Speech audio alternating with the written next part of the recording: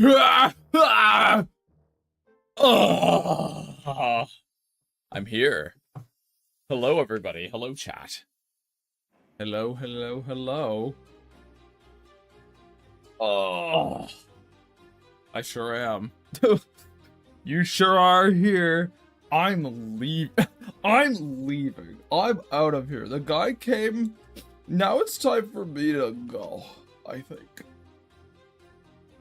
How's it going, fellas? How's it going, ghoulies? Ghosts and ghouls and etc. and so forth.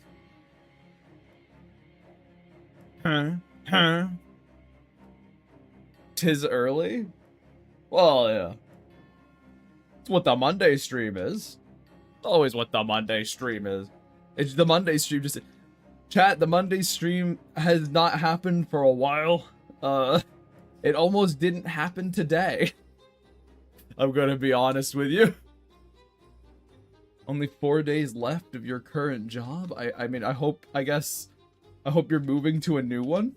And it's not just, I've been laid off. It's time for me to go. It's over for little old me.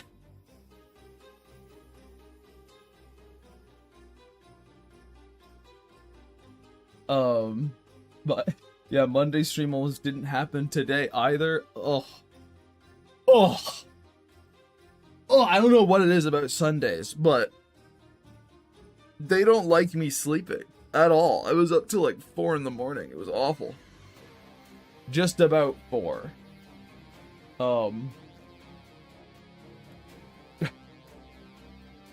Yeah, I got a new job, but I got a week of vacation before I start that one. Well, that's good then. Well, then congrats. Because it goes from like a really good thing to a really bad thing. Oh. But yeah, and then also, like, fucking, there's not even any reason for, I have no idea, chat, why Sundays just refuse to allow me to rest. They're supposed to be my days of rest. I do nothing on the Sabbath. You know how it goes. But no, like, fucking, all I did yesterday was play fucking Zomboid, and it was awesome. It was great. It was a fantastic time. But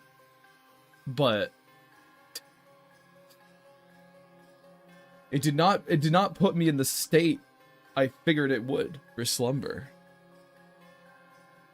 Oh. So I don't know what it is, but yeah, Monday stream almost didn't happen yet again. I've been considering if maybe I don't stream on Mondays and I just use Mondays as like a build-up period, because I got fucking nothing for you guys today, chat. I've got no great odysseys for us to go on conversationally. I'm sort of here being like, you know what, we're gonna kind of chill out, have some fun, figure out what the hell I'm doing this week. I mean, I guess I got that figured out.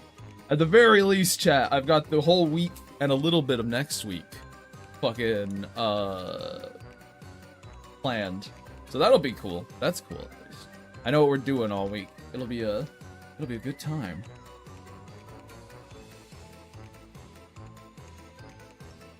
Ugh. Sorry, still waking up. Gotta blow my nose real quick. Oh, I'm all stuffy. I've been cooped up inside the house all weekend as well, which has not helped. Which has not helped at all, because it's been one of those hot weeks, you know? It was like 30, I think it was, holy shit, chat, I think Saturday, right? Saturday, I think it was up to 36. It was like 26 out and then 36 with the humidity. Wait, that is obscene. That is an obscene amount of humidity. 10 degrees just because the air is wet? What do you fucking mean? So yeah, I didn't go out at all this weekend. And I might be going a little bit stir crazy. I might be going a little crazy, chat.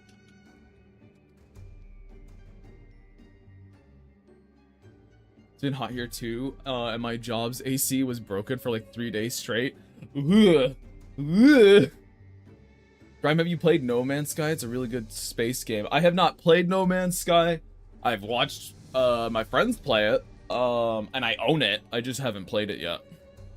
It's one of those things in the Steam library I haven't gotten to yet, but there's no reason for me not to at some point. And it looks like Enzo has been here a week. Gotta up those numbers, bud. No, I haven't played it. Own it, haven't played it yet. The amount of games I own and haven't played yet, chat, would shock you. Maybe. Maybe. Hey, Speed. How's it going?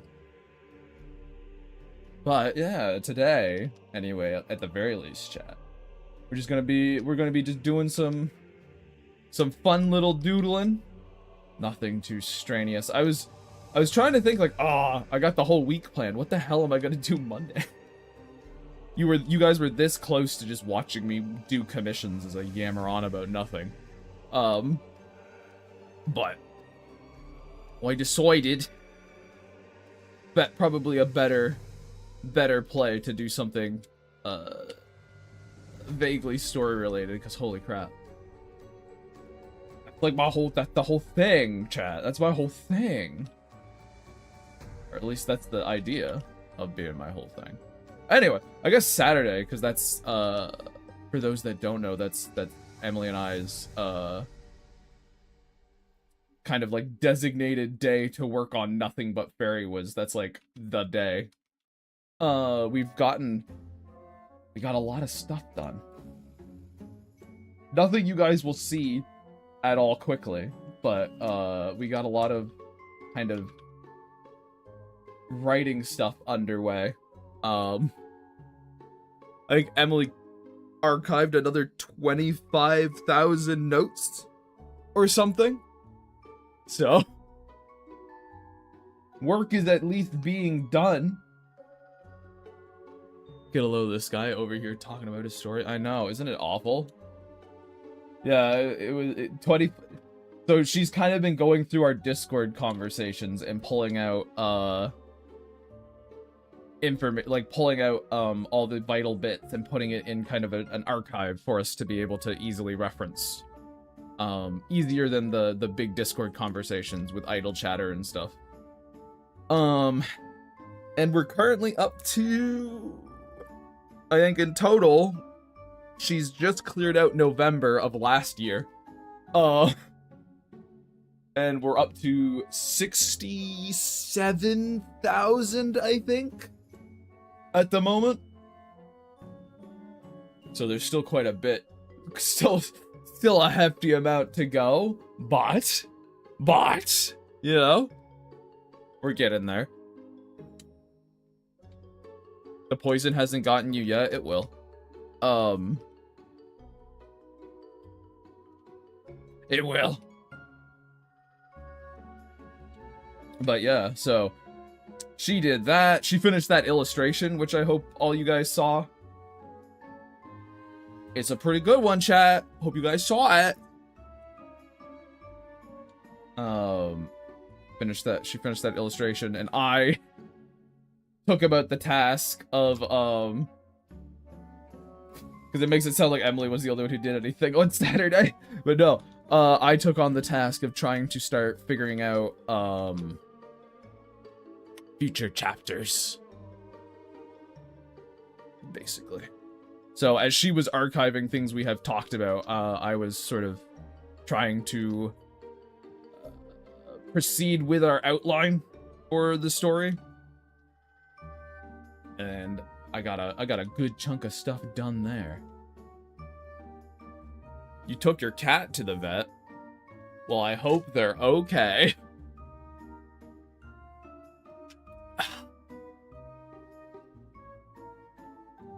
Which, I mean,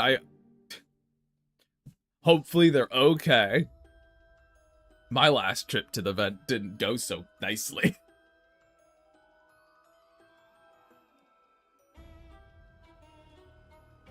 Yeah. Well, my cats are good. My cats are good. I don't know where Cricket is right now. Oh, yeah. She played herself out because she was zipping all over the place this morning. She was going crazy. So, but yes, she's good. And so is Dee Dee as well. They're both fine. I don't know if you can call Cricket a kitten anymore. I don't know. Chat, what is a cutoff age for a kitten in a cat? It's like, it's gotta be, what, like a couple months or something? When does a kitten become a cat? When does a cat become a man?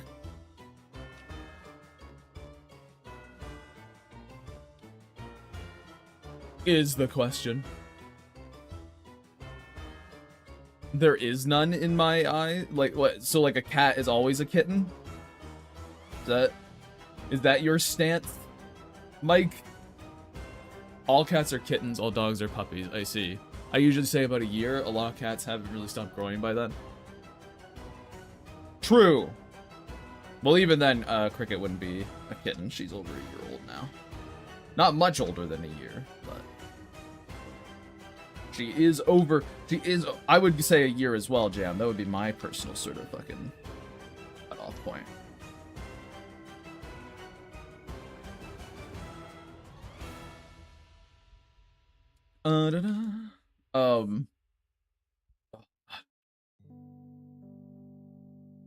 Yeah, I wish I had more information to bring you guys, but we'll get into Fairywood stuff when I get done with the pre-show, I guess. But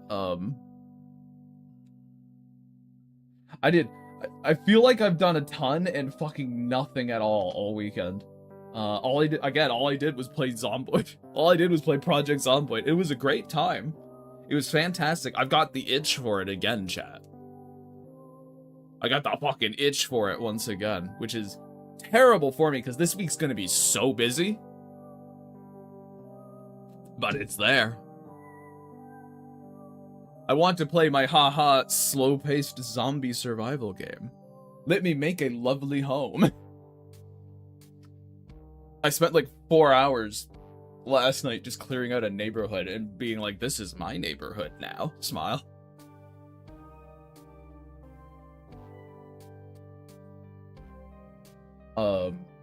But yeah, like the new update is if any of you guys know what Zomboid is, I guess the new update is really fucking good. It's really fun. It's definitely making me think about that dumb challenge idea for a stream I had where I just had to walk from one end of the map to the other without dying. Anyway, but regardless, that's not why you people are here. That's not why you people are here. You guys are here.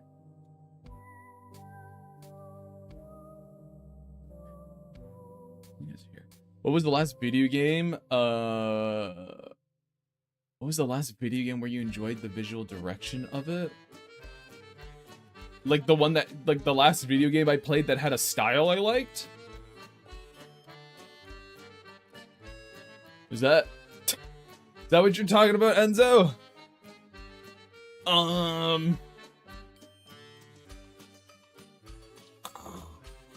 What would the last one be? Trying to think of the last one I played where I'm like, oh yeah, that looks really cool. Because it's just the darnest issues, I just don't play games enough.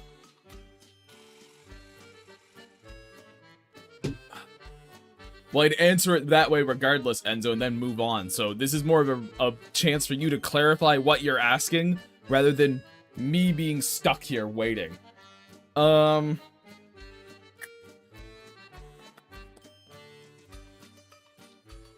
Really struck me visually. Far Far West, maybe? I do like how Far Far West looks quite a bit. It's very fun. All of its silly skeletons and such. It's not like blow me away or anything, but that hasn't happened for a long time. So probably Far Far West. In terms of the newest game I've played and also the newest game I've seen. Because Far Far West isn't that old. Anyway, chat, we're not here for me to just go on a 20 minutes into a 3-hour stream. Ridiculous. Absurd. No. No. We're here for art. Scribbling a little lark. Doing a little lark. Down here.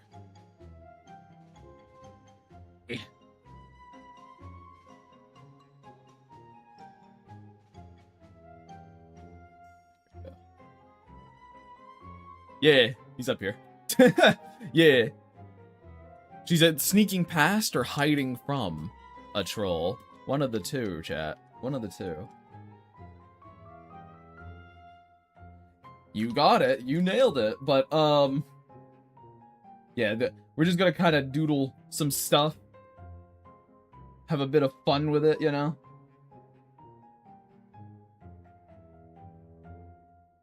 I must go early and color my comic. Well, off with you then.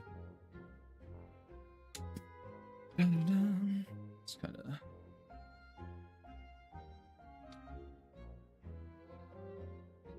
One of the things I'm still trying to work out, at least on my end, chat, is how to do sort of brickwork, like, stylistically. For the Fairywoods, because one of my my own personal philosophies when I'm doing the backgrounds is I'm trying to find ways to kind of put enough visual interest into a scene while also I'm gonna push her up, gotta put her against the wall. I want to create enough visual interest while also keeping it relatively, simple, if that makes sense. Like, the least amount of lines I can use is sort of the better in my book for this stuff. And one of the annoying things brickwork in particular has been, stonework in particular has been annoying to figure that out with. I have not, simple but not flat, yeah. But yeah, stonework in particular has been the most annoying thing for me to, figure that out with, because, you know, you want to show all the individual stones and stuff, but you don't want to, I don't want to have to do, a whole... It just feels like it ends up being too many lines, so... I'm not gonna worry too much about it on a little doodle like this, but every little time I draw something like this, it's one step closer, you know? One step closer to being where I want to be, and then I have to get it just approved by Emily, and it's like, okay, that's what we'll kind of do from now on. Which is sort of how it goes. Eh.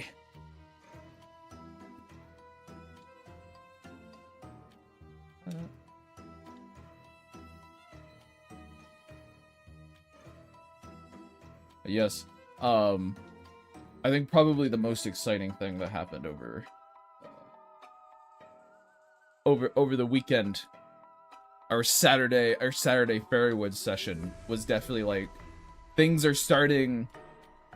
We have kind of these moments while we're working on it where we go, oh wait, this is a real thing. This is like a real thing, chat. This is becoming something true.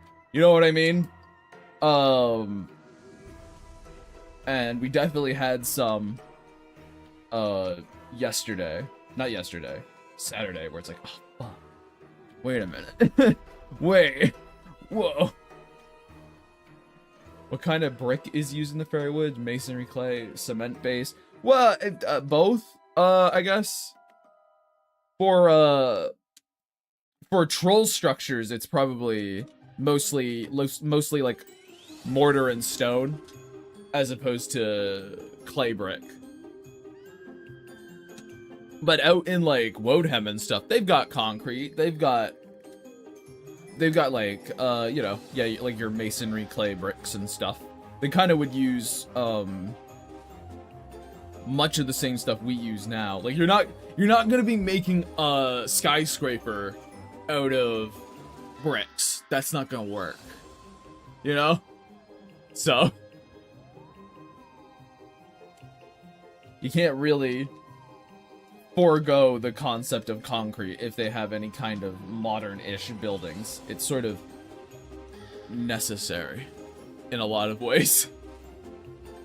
Without some massive design changes, like you'd have to go very, very cathedral-esque, but even then they have sort of an upper limit that they can reach.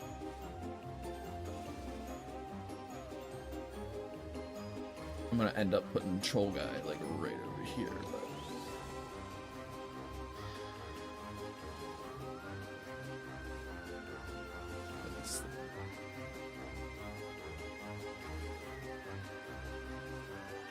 I'm gonna leave this blank for now, I think, chat. Maybe put like a little thing down here. And then I'll maybe just do color blotches, and that will be how I do it. We're gonna see. We're gonna do a little. We're doing a little bit of experimenting today.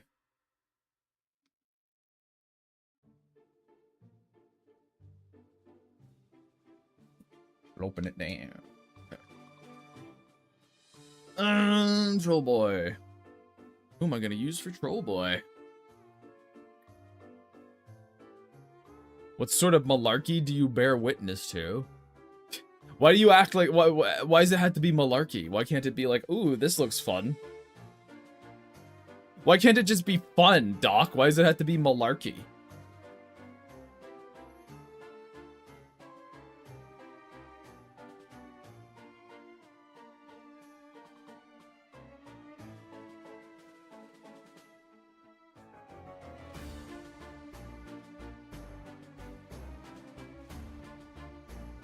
Put a little circle.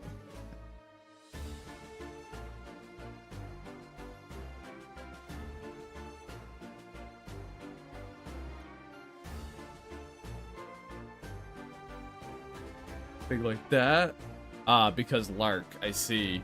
I see. No, I don't think that's your. I'm off my game today, which I feel like chat can probably tell, just by the sound of my voice. Where's all the energy, Grave Grime? I don't fucking know. It's gone. It's left my body today. But it's okay. It's alright. We'll have fun anyway.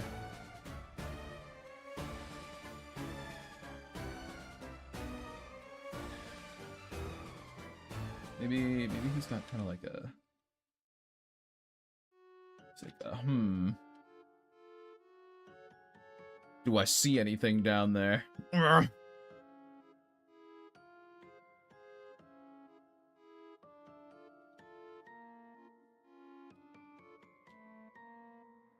then trolls all have these big, stupid, square ears.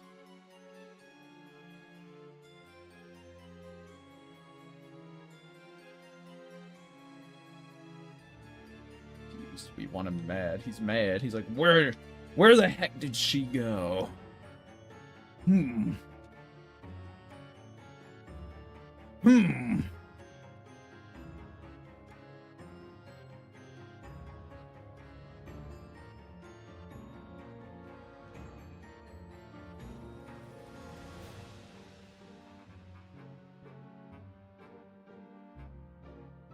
hands down.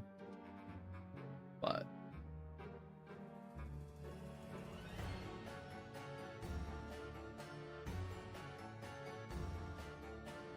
yeah, I guess, in terms of, like, actual planning and stuff, I guess I could talk a little bit about that, but we're actually getting quite, close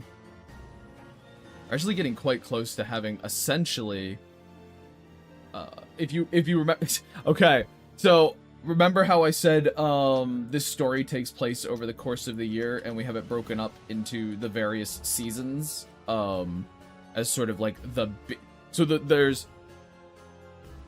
When you have a story, right, you have arcs, but you also have kind of like maybe you could consider them acts, perhaps. I don't really think so, because they mean different things.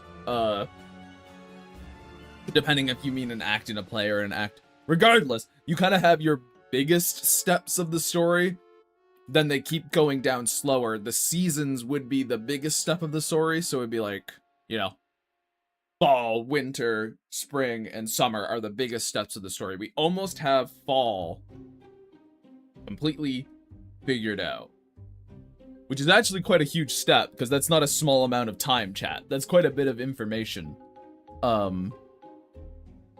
that we've gone and sort of plotted out for the Fairywoods, which is a real good for us. We're pretty happy about that. And it'll mean something to you guys too eventually, I promise. I promise.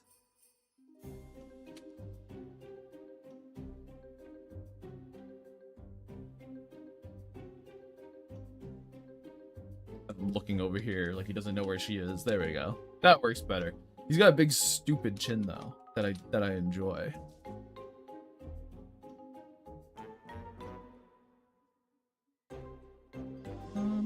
Maybe. I want to give him big old mutton chops, chat. So I'm trying to. There we go.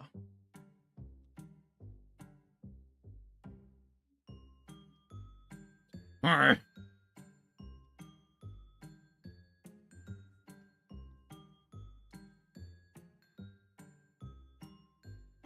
Trying to figure him out a little is all.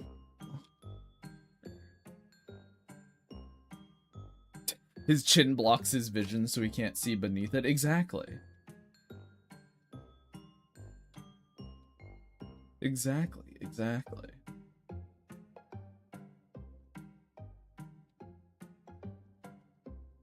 It is always, I am learning, it is always it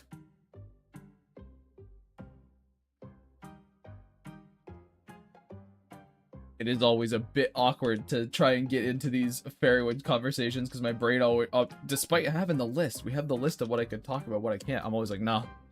I've held it secret too long, chat, so it's just like, no, it stays secret forever until it's done. But come on, brain. Doesn't help that I'm stupid today.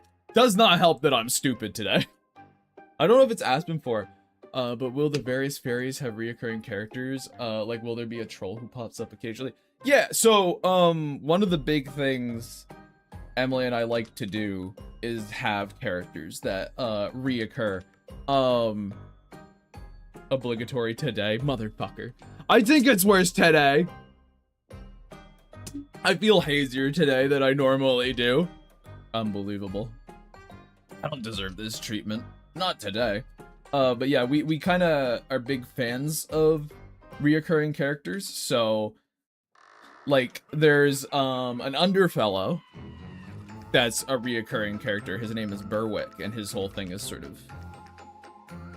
He's a little bit different than the other Underfellows in that they're very solitary. Oh. And then they got added. Oh. Alright, well, I'll just wait. But...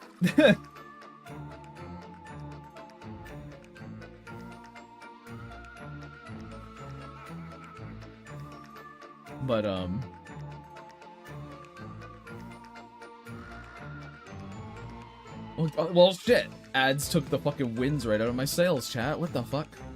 What the hell? Hello, I am fairy in my woods. That is true. What do you mean, get me? How would you even get me?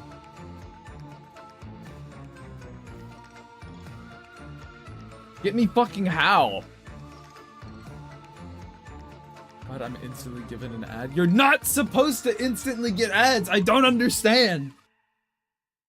The whole point of having them set up the way I do is so you don't get ads when you first join.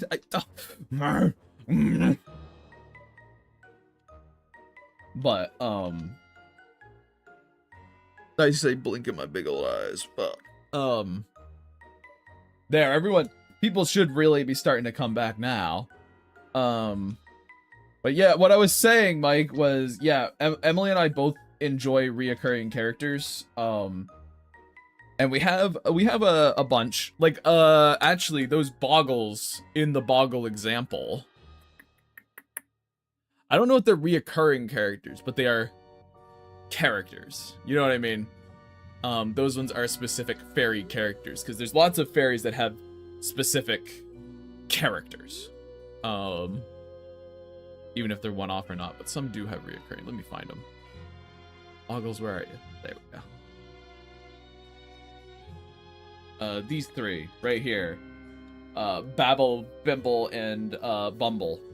There are initial antagonists of the story, so they're around. You know, they're there for 2 episodes at least. So technically, that's reoccurring. But there's also like. There's a little, underfellow character named Berwick, who is a reoccurring character. He's a bit of a difference amongst the... They don't just go off and die in the ditch. They show up here and there. Them a little less so, right? Because they're Puckton characters. And then they're not there when... they don't really, you know... They're not there when, Lark goes to the Fairy Woods or whatever. They make me think of the Crimson Sausages from the one Scotty Karate DVD thing. Don't know what the fuck you're talking about, mate. So they're pre-Woadhem? Yeah. You spelled it right the first time, yeah. But it's just pronounced Woad, I guess. But yeah, because it's like Old English. But,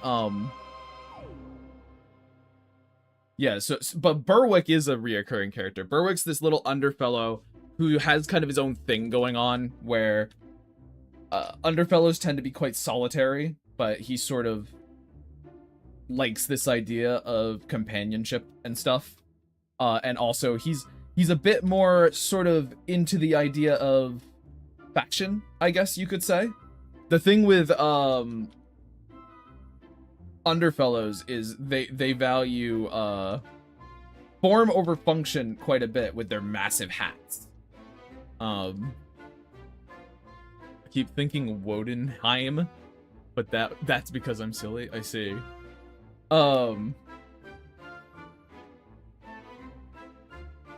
There are 3 nerd idiots that go around throwing their weight. Are kind of villain there. Oh, those three Blimbo fairies you showed off remind me of that.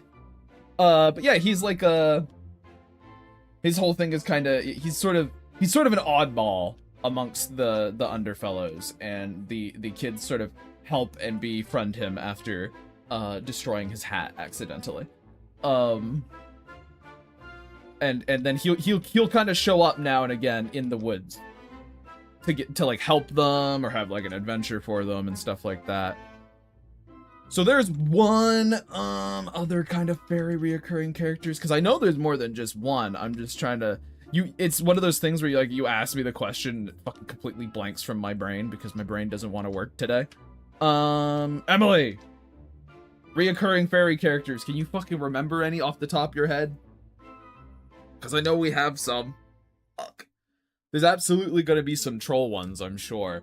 Like, there's going to be, even if they're just, like, tiny little gag side characters, there's almost certainly going to be reoccurring ones with the trolls. Like, oh, the troll that fucking...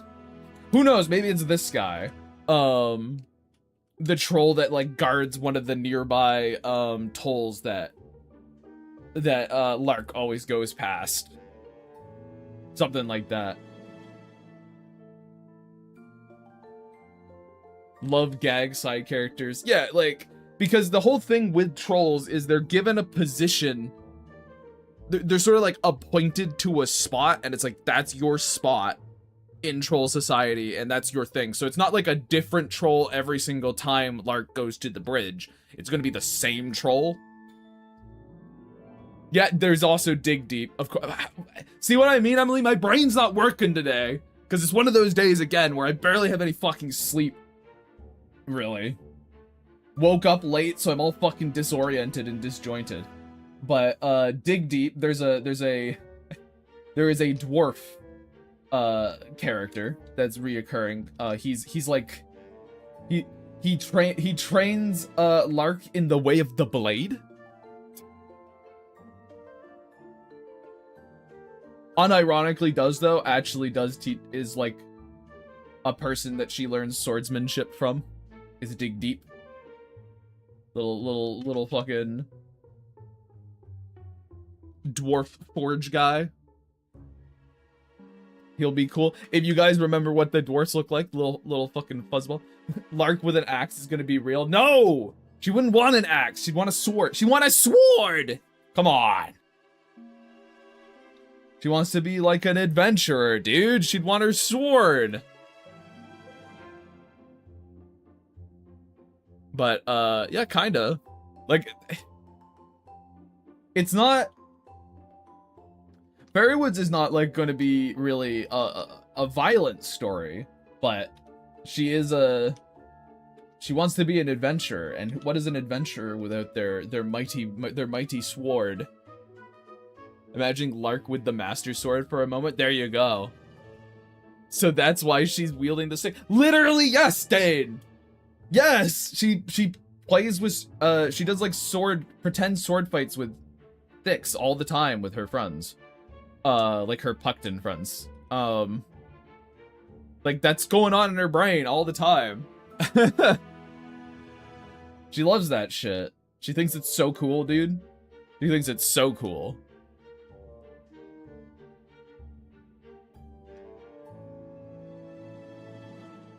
It's like, I don't know, like, kids do that shit all the time, you know? That's just where my brain goes. Like, yeah, she wants little sword while she's out in the woods.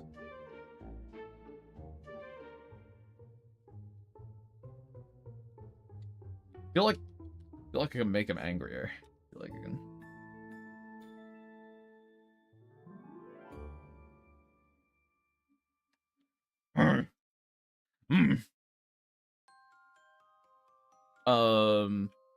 There's likely a recurring, honestly, much to Graham's chagrin, there's probably a reoccurring set of pixies as well, because Lark keeps giving them trash.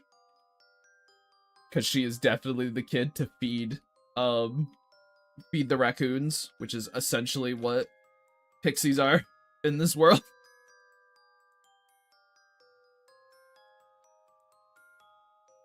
I need to make their hands bigger. I wanted to get... Troll's got big old fucking grippers. Just big old... Bruh.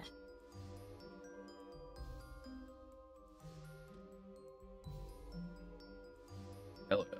But yeah, Emily, before you were in here, I was telling them about the fact that you've how many words you've cataloged and shit. Like, just the sheer absurd number of words we've apparently already locked in. And also just sort of updating people on our little Saturday excursions. Another thing we're trying to figure out, chat, is we want to do something kind of special for September, because, well, it's the 1 year anniversary of the Fairywoods for us, not for you guys. You guys have only known about it since, you know, end of June, but for us, it's been almost a year. It's perfect. September 1st is the day it was born. And so we want to kind of do something for that. We're not entirely sure what or how much we'll have time for, but I'm a little curious what you guys might like to know or see, I suppose. I feel like in a lot of cases, you guys just need more information, because despite me feeling like I've talked everything about Fairywoods, I've talked very little about it. Yeah.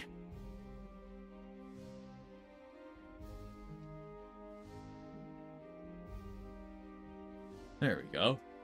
4th kid, every anniversary, add a new kid.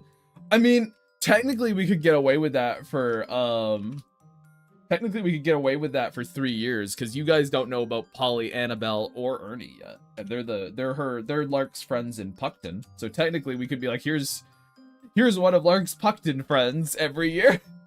Here you go, guys. Here's another one.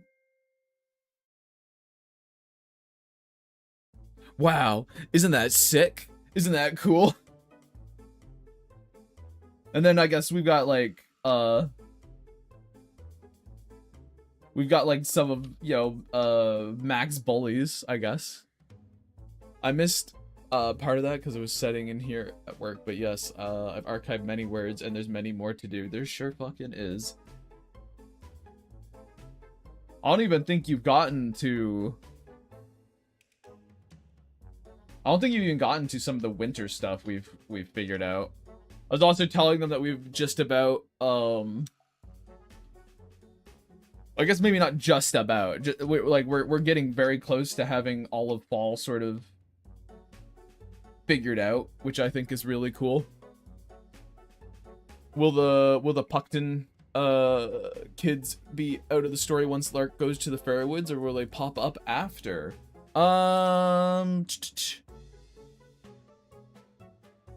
No, December is our bulkiest month, if I remember right. So imagine all of... I see.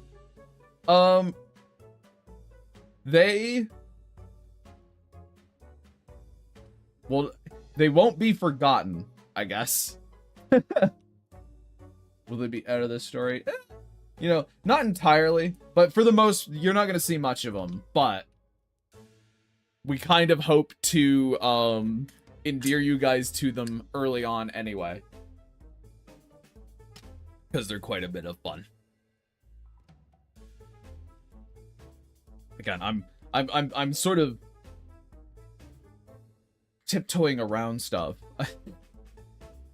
There's a level of I have to feel out Emily's reactions to things as well. I'm like, what do I say? What do I say? Can you tell? I'm like a muzzled dog, chat.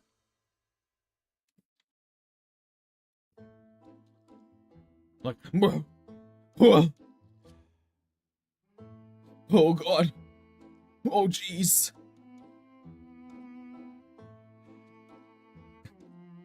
But we got a little scribble here. We're gonna do a little cleaning on it, chat, and then we're going to see if we can get it colored. Ruins the surprises. Of course, you can't tell us everything. Well, so here's the thing with that. Mike is like, I'm back, cool art too. Well, thank you, CD. The thing about it, right, is just I have to be kind of willing to spoil some stuff, because that's... There's also a level of like, oh yeah, you might not have the full surprises, but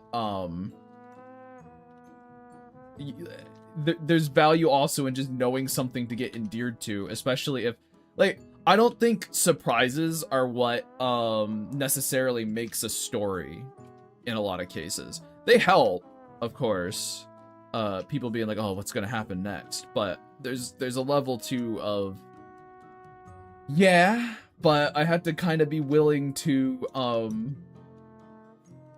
forego some of that to get people interested, because a lot of these things are sort of still far out, despite us making progress. I am no fool to the amount of time it's going to take to make these things. So if I can get people endeared to it and care about it, even if they know the spoilers, you know, then we've got a good thing going.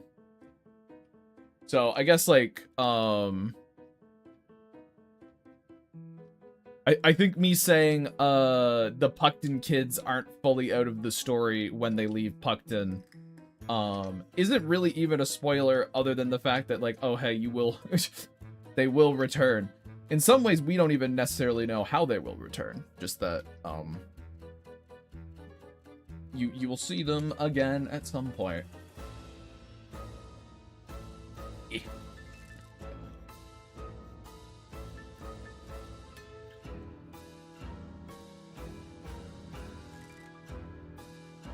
There we go. Because like my thing is, I really should just refer to. We had this whole talk, and I'm still scared to spoil stuff. We had this entire fucking yammering about what we can and can't talk about.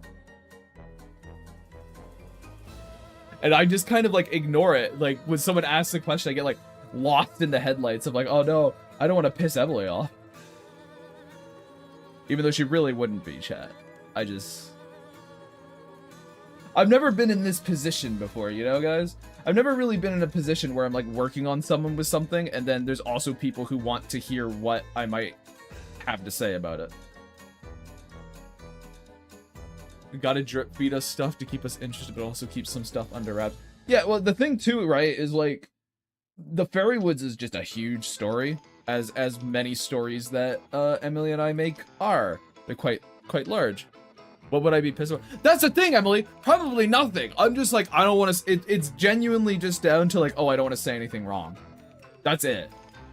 I don't really think you'd be pissed about anything. It's just it's an irrational response completely. It's just like, it's not just mine to share. One day Grimes shares too much, and the next he's gonna be missing because Emily took him out. It's true. It's true. It's exactly what would happen. But like, I have a literal list of things not to talk about on here. We went through this stuff extensively, and I'm still like, just allow yourself 3 characters. 3 characters that will die no more. Keep the rest a surprise. You can only spoil 3 characters that are gonna fucking bite it. Not allowed to tell us about any of the other ones. That's a huge part of the Fairy Woods, don't you know?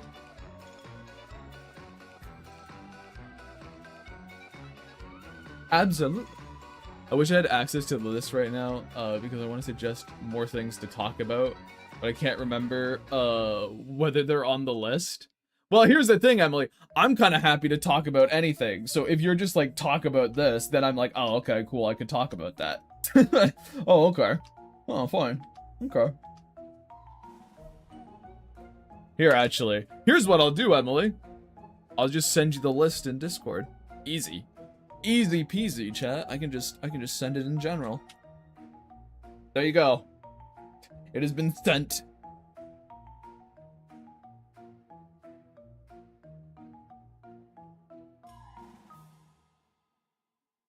Okay. Do a little wee.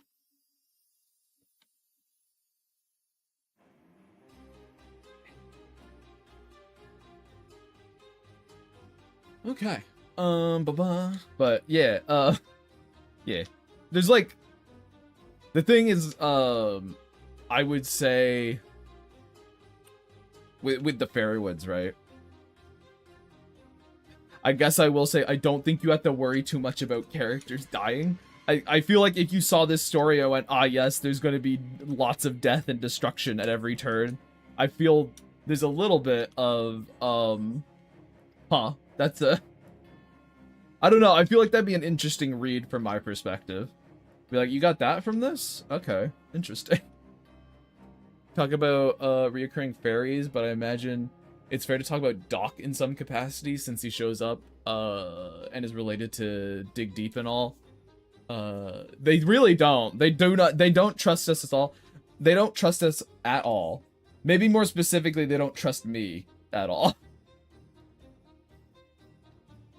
Yeah, I think the only thing would be like, oh, reasonable to be like, maybe would be Graham, because she's the one who's like sick, right? She's the one who's like, oh god, she's ill.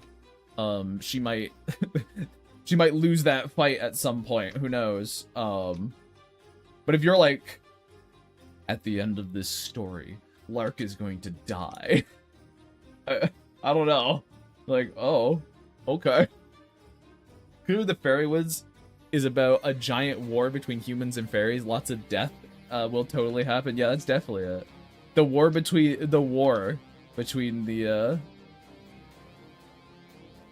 man and the fairies. Absolutely. 100%.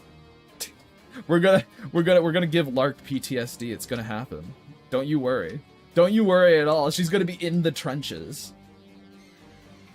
She's gonna have a little like World War I style metal helmet and just be like, man, I remember when these woods used to be a place of whimsy and adventure. the dark and gritty twist, you know? Every indie story needs it, don't you say? But well, with the reoccurring fairy characters, they were mostly asking about specifically fairies, which is why I didn't mention Doc. But yeah, Doc is like he's kind of like how would I describe Doc? He's like a homeless man who lives out in the woods, but he's not like homeless. He's like a perpetual camper, I guess. He's like a perpetual camper. Hello, hello. Welcome. So, I guess that's how I would describe him. But he's always out in the woods, and he kind of gives like Lark advice and stuff like that. He's sort of Lark kind of, we have a whole bunch of mentor characters for Lark that teach her different things and sometimes competing things that she has to then work through herself mentally. Doc is one of those. Dig Deep's one of those. Finley, Graham, even Mouse and Mac, in a lot of ways are mentors to Lark. She's kind of picking stuff up from everybody. And I suppose teaching them as well, of course. So there's not like a single character that she's getting her kind of learning from. It's a big collective thing. Berwick, potentially. Kind of the idea is every kind of character that we meet on this journey is going to give Lark like a little something to consider. Because I suppose otherwise why even have them appear? I mean, I guess unless they're teaching one of the other characters something, but given Lark is our protagonist, she should definitely be learning quite a bit. Oh, I guess there's also reoccurring fairy characters. There's a Knack who comes up quite a bit. There's this like, he's like a nuisance. He only shows up when it rains in Wodenham, but he wanders around and he can only be seen in the rain. He plays his little fiddle, just not very well. And is really sort of clingy is sort of his whole deal. He's a little clingy and kind of really pushy about like, hey, listen to me play my music. Listen to me play my music. Come on. It's good, right? So there's that fella.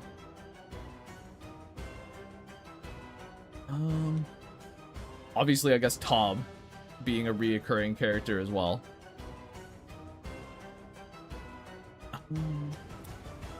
I'm now like going through the different types of fairies in my brain, and I'm like, I feel like most of them will have one kind of reoccurring character. The extent at which they reoccur, though, being the thing in question, obviously. There's like, we have some pretty fun ideas for like, do you guys know about the folklore of like red caps and blue caps?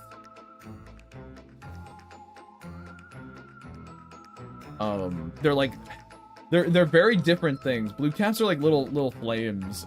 Blue caps, like hats.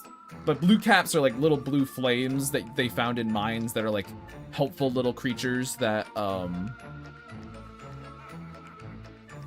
they're like helpful little creatures that sort of like help miners.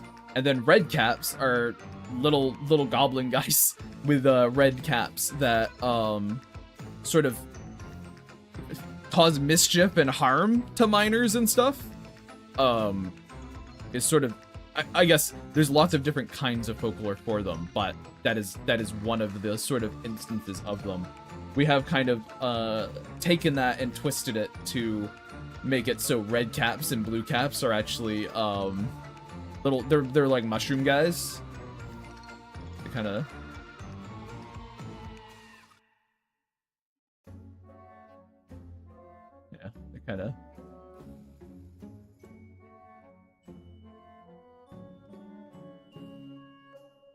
kind of mushroom guys. You smell a Romeo and Juliet story? No, but never heard of blue caps. Well, no, but they're little mushroom guys, and they sort of they built this massive mycelium network beneath the fairy woods, and Trumio and Juliet. Oh no, little mushroom guys. They're actually not small, and they're like human size. At least I imagine them. We haven't, like, I guess, fully locked in on their size, but of all the fairies, I think they're actually human size, which just makes them funny to me. Just makes me chuckle about them. Is there these, like, kind of, like, annoying... They run a mycelium network that acts as, like, the fairy paths. It's how fairies can, like, get a way fairies can get around quickly. Is there are things called fairy paths, and they kind of maintain that. So it's essentially a race of fucking IT guys. They're mushroom IT guys, and also red caps hate blue caps, and blue caps hate red caps. They are not fans of each other. They have very different ideas of what the networks, what the fairy path should be used for, and so they're constantly like bumping heads and like sabotaging each other. They're quite a silly group of fairies, but there is a reoccurring one of them. Yeah, we got lots of ideas, lots of silly ponderings that again have all left my brain once more, because my brain doesn't want a brain today. It has decided, no, I don't think so, actually. Not this time. Curious.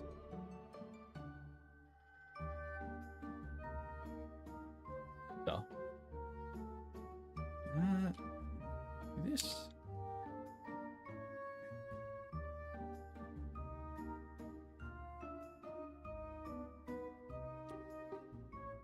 What other fucking... Can't think of any more reoccurring ones off the top of my head, but if they come, I'll go, oh! And then I'll tell you guys about it. How about that? How about we'll do that? Reoccurring characters, though, we do have a lot more than just... Like, there's quite a few human ones, too. I believe I've talked about... I've shown Arnold before, surely. Surely, yeah, I've shown Arnold Griffin. He's the like police officer looking guy. This guy right here. Instead of Romeo and Juliet's situation, it'd be funny if there was a red cap and a blue cap that are friends but pretend to hate each other when anyone else is around. I'm in the void and I crave some uranium in my belly. That seems... Those two things seem unrelated, honey bun. But yeah, this guy, he's head of the Woods Watch, which is sort of like park ranger, kinda. He's kind of like a park ranger. And he takes he runs he's like an old adventurer that has kind of hung up the adventuring life, and has now, but still kind of, he still yearns for it, but he's hung it up.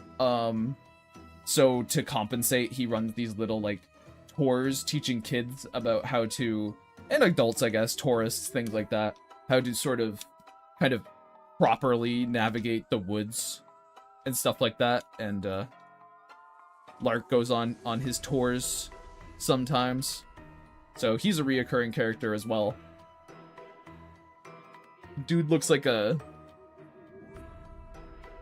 I love his stupid mustache and eyebrows. He looks goofy.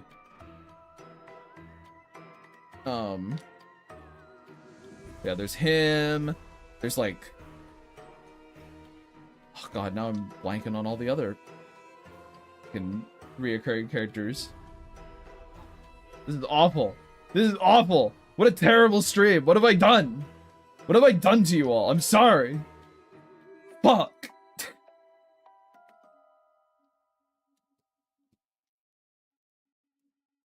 Oh, it's fine. Everyone was in an ad anyway. No one heard me fumbling. No one ever hears me fumbling, because I don't fucking fumble. Isn't that right, chat? What about one-off characters? Yeah, we got one-offs. I guess for a character, I suppose it has to have something more than just be like a creature. Graham, the one-off character, Graham. they arrive in Wodenham and Graham just passes away. She just dies there on the spot on the fucking doorstep. There she goes. It's over for her. She's so shocked seeing Finley again that she has a heart attack and dies. Died with hatred in her heart. Who said it was hatred? Who said anything about it being hatred? Graham and Finley's relationship's an interesting one because despite it being estranged and very strained, I don't think either of them would like say they hated the other. You know? I don't think I'd go that far with it. It's just like there's a lot of history there. It's a very messy familial situation between those two.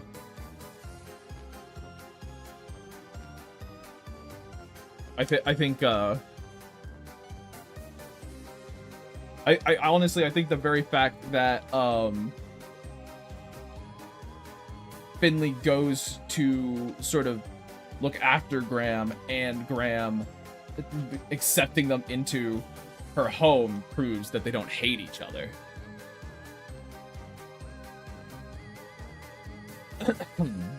Mouse beats on Graham's chest. Oh no, you don't. It won't be that easy, you old bat.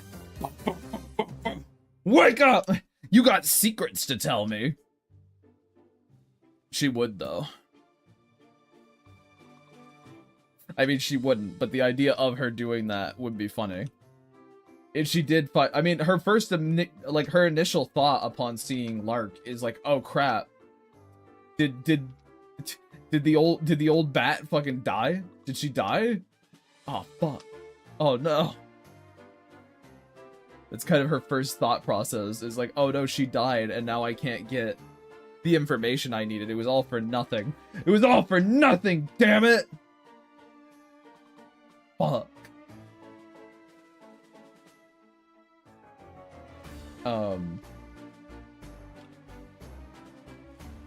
But I do also think if she was, there's a level of that would be her initial thought, and then her second thought would be, oh crap, wait, but she also did die, and that's actually sad. Like, twofold. It's two-pronged. I assume Mouse would also be interested in that Arnold guy. Yeah, Arnold is easier. Sort of like, the thing with Arnold, right, is, he's like a vaguely kind of, he's not Witch of Wodenham kind of deal, but he's like an adventurer that is known. And she has probably already probed him for all of his information because he's much more willing to give it up. Because she does go on those tours as well. So, like, she goes on those tours as well, but she's already probed him. She's got everything she needs from old Arnold.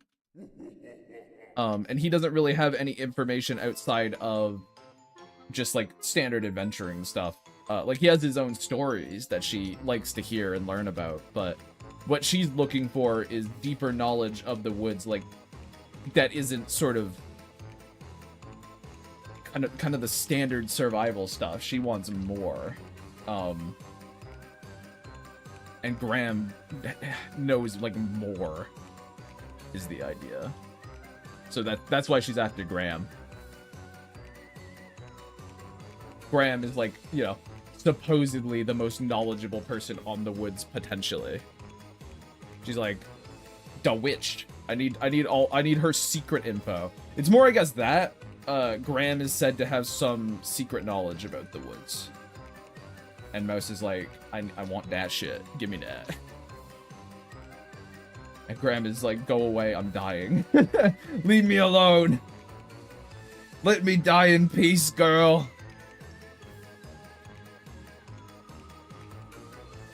Well, if you die, like, you might as well let me write your memoirs. Come on, dude. I'm being reasonable. I'm helping you. I'm helping you. Mouse will poke Graham and ask for the lore. She would, absolutely. But yeah, she's used Arnold's info for all it's worth. Because like Graham's kind of the only one who's keeping stuff. I guess not everything's secret, but Graham is more secretive as a person. She's more private about that stuff. Her adventures are kind of her own, and she doesn't really care to share them with other people. Is sort of the deal. Like Graham has like rituals out in the woods and things like that, and knows all these different types of like different kinds of fairies, and Mouse is like, man, if I can get that information from you, I'm gonna get big thumbs up. That'll be great. Hell yeah.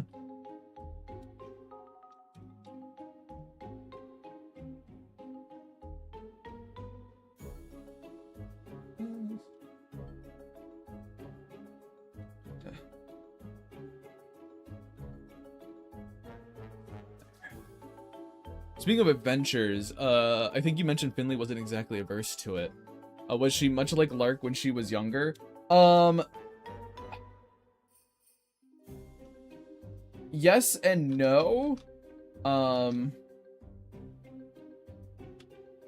Yes and no. Graham was a lot more strict than Finley is with Lark, but I would say that Finley could have been like Lark.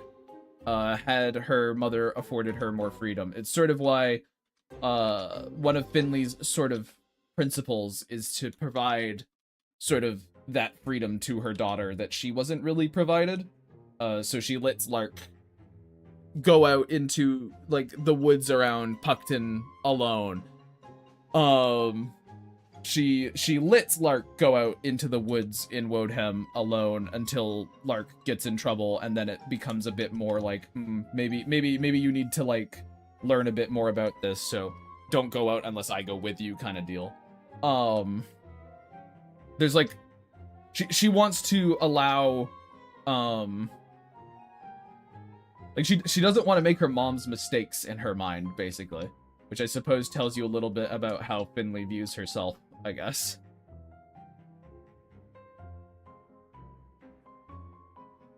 Finley's a lady who feels like she's made an awful lot of mistakes in her life. And is not the same woman she was growing up. So had to do a lot of growing on her own. But yeah, she's like, that's something sort of fun, is that she's more involved, in the story than I guess, like a cartoon parent typically is. It's not like Lark is sneaking out, trying to avoid, detection by her mother.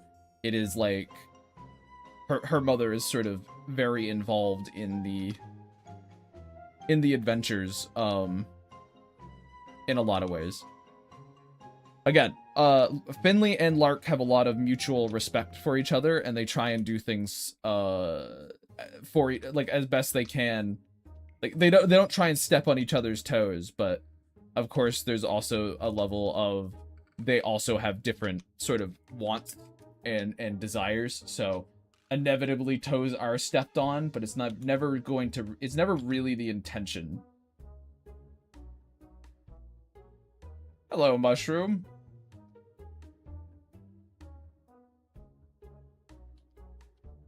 But yeah, Finley's gonna be full of surprises.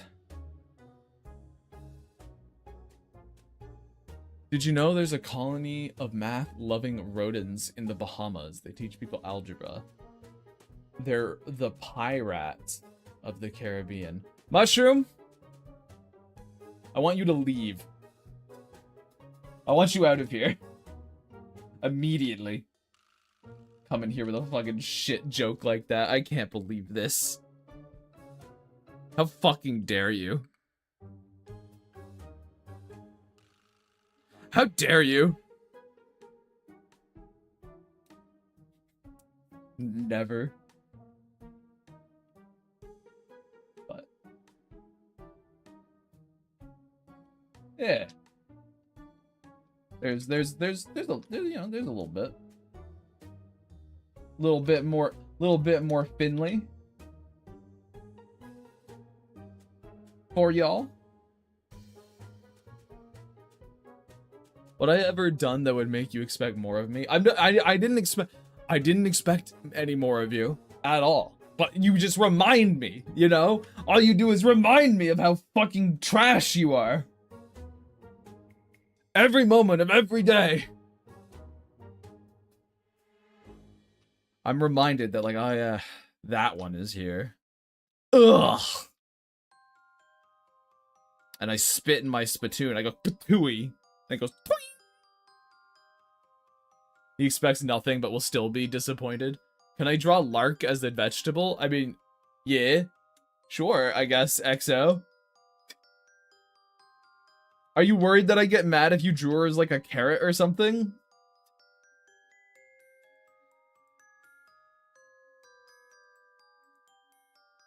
Like, I don't know, I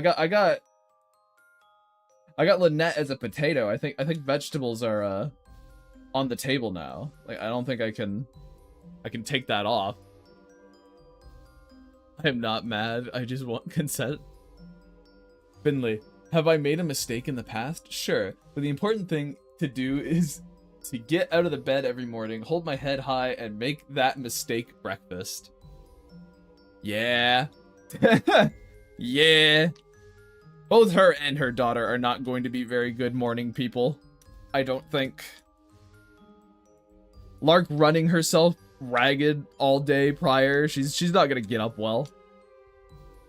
She's not gonna get up well at all. But she will rise. But she will rise. He has Groist Pony. He can't deny us anymore. I mean, kind of fair. Kind of fair, I suppose. There's Griku and Groist Pony.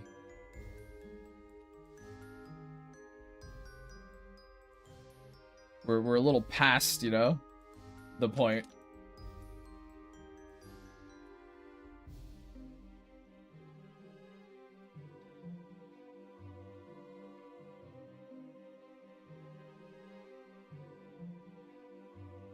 Yeah.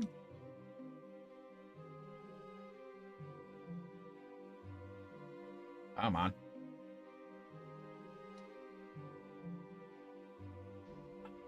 So, there we go. That'll work. Howdy, howdy. What other cursed things can we turn Gravekeeper into? I feel like there's an unlimited amount of those. And I also want to know why. You love her eyebrows? Is it because they are large? Is it because she has large eyebrows? That's a Gravegram special is what that is. I've got so many characters with big old fucking eyebrows. Hey Gravegram, you're neat. Well, thank you. Because it's funny to make cursed things.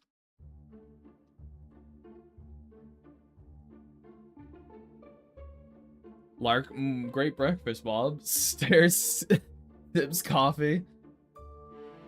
I just think of,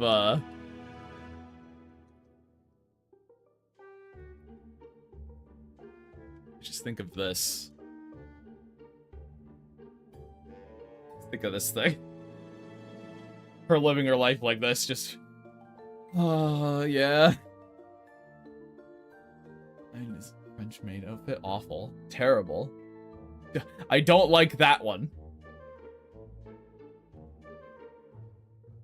But I do love that pic. Probably stuck in my subconscious. Yeah. I want to do it, but with a better Finley, because I don't think the Finley's that great. But redoing that one as a little doodle, hell yeah.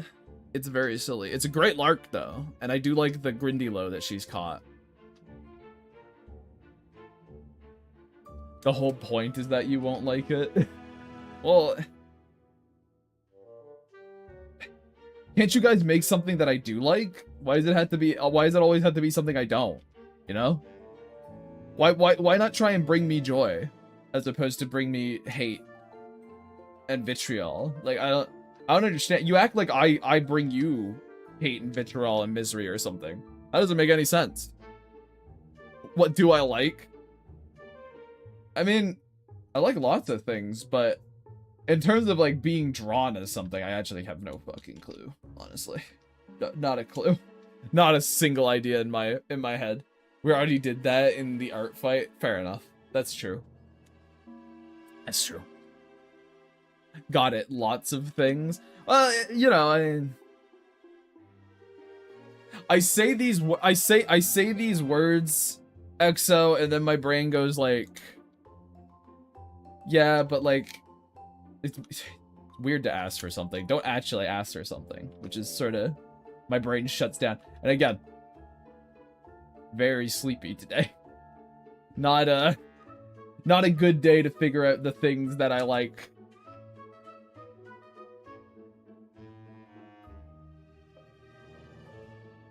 It'd be weirder if you had an answer. I think draw me as Johnny Test, please. That would be pretty fucking... That would be... I want to see a Gravekeeper in Johnny Test style. Draw me as... What's that little rich prick? What's that little rich prick's name? What's that little rich guy? What is his fucking name again? His name's not fucking Bling Bling, is it? It was fucking Bling Bling! No! No! I shouldn't remember that! Draw the Gravekeeper as Bling Bling Boy. It must be done. Don't you understand? Terrible. Draw him as an anime girl. I think that's gonna happen no matter what. If I get, like, a big enough following, I will be drawn as an anime girl because people can't fucking help themselves.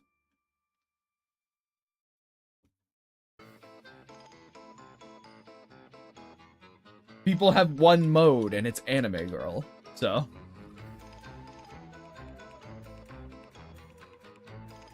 I don't even think you guys had to, like, plan that. All you have to do to achieve that, all you have to do is just, like, push me even further, you know? They'd be like, oh, there you go. Fucking... He's an anime girl now. I'll be like, why, though? What? Why, though? And isn't it funnier if it happens organically? You know? Isn't it funnier if it just happens organically? Be mildly popular and you'll be gender bent eventually. Exactly. That's what I'm saying. I gotta grab a fucking water real quick. What's that?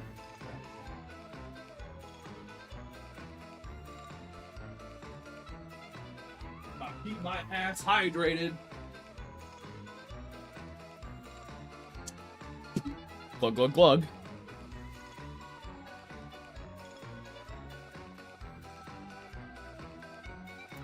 Sorry, chat. I paused because I had a thought just now. Like, wait a minute. I wonder. Challenge accepted. Doc, but I literally just said it'd be better if it happened organically and not from one of you guys just planning it. Now I'm just gonna groan a little bit, but I would be genuinely confused if it happened randomly. Be like, what the? You know, it's about arranging my home a little bit. I'm kind of like, could I actually fit my mini fridge that I keep my water in this room in that corner? But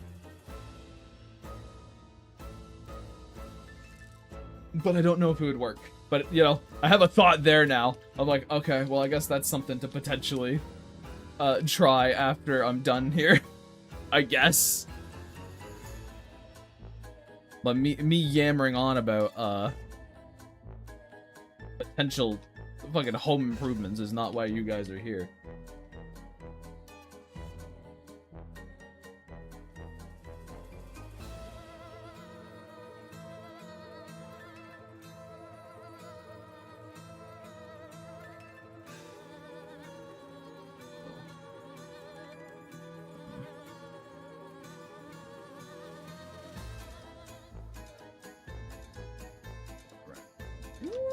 There we go. How do I like your eggs? If they're fucking, if we're frying eggs, I like them over easy. I kind of like my eggs with a yolk that's still runny. I'm not like, but I'm not that picky. Like if I eat an egg and the yolk is like solidified, I'm not gonna be like, well, this is fucking ruined now. I can't eat. Get this trash out of here. I can't eat this anymore. Ugh. But you know, there's scrambled eggs and shit. I just like eggs, dude. I'll eat them pretty much any way they're prepared, really. At least that I've had so far. Got to get that goo factor. It is important. It is important, chat. You do want that goo factor in your eggs. Well, too bad you're getting them thrown at your head instead. I don't know what I ever fucking did to you, Mushroom, but okay. If you want to be mean to me in my day of weakness, you know, this stream almost didn't happen. This stream was almost like, oh hey, I'm not doing Monday streams anymore. I'm calling them off entirely because every single fucking day, every Monday, I stay up till 4 a.m. and then wake up at 10 and I gotta scramble to get here. Once again, Mushroom, I didn't knock you down the stairs. You tripped yourself. I've taken to making egg patties for sandwich purposes. Why have separated eggs, toast, and bacon when you can have them all in one? No, absolutely, Jam. That makes sense to me. No, Mushroom, it wouldn't have been because of you anyway. I genuinely woke up and I was so fucking tired. I was like, oh fuck, do I just cancel Monday streams? Because this always seems to happen on a Monday. It's fucking miserable every time. Why does this keep happening? Why can't I go to sleep on a Sunday? But I'm here. I decided to put on my big boy pants and suck it up. Because, like, it's not like doing this is hard. My brain's a little frazzled. Honestly, if I cancel them, chat, it'll be less because of, like, I don't know. I don't like the whole idea of this being a difficult position, but it's more of, if I'm not particularly entertaining. I don't want to, like, bore you guys too much. You know what I mean? Stop getting into drunken brawls on Sunday night.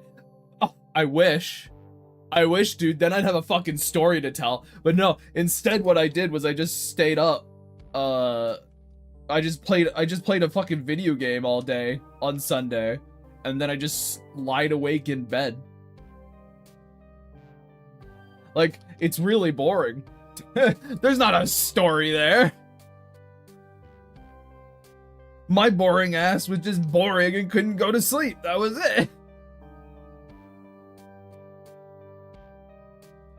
Which game? I was playing Project Zomboid with friends. Or I guess friend that day. Not as boring as me staring at the wall. I mean, that's kind of what I did though. At night, I was like, "Fuck! I gotta do the thing where I get up and I actually just do something because I'm not going to sleep." But I've got like this thing, chat, where when I get into bed, I'm like, I'm in bed now. I'm not getting fucking out of here until I go to sleep. Fuck that. Which maybe is something I should change a little bit. You know what? Maybe next time, chat, if that happens, I'll get up and maybe I'll do like writing or something. I'm trying to get my sleep. Normally I do. And I guess technically I got 6 hours, which is usually all I kind of really need. It just means I wake up on a Monday at 10 as opposed to like 8:30 when I normally wake up.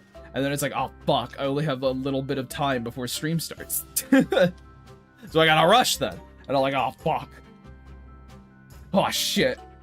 And in particular, normally, probably honestly, Monday would normally be fine. It's just this Sunday we were doing this Saturday, sorry, we were doing big plot stuff with the Fairywoods, and some of that I'm still a little touchy on how to talk about, because it was like actually figuring out what particular episodes would be about and how they all.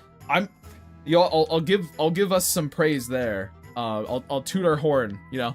I'll be our own little marching band for it, but we're really starting to lock in sort of a consistent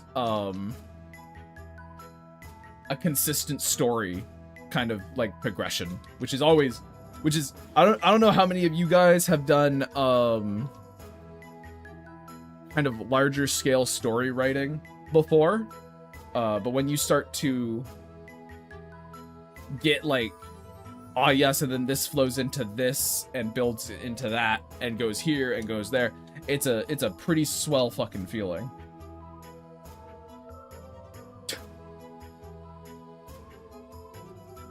They found their meds, good for them. But yeah, it feels pretty good to start seeing the picture form.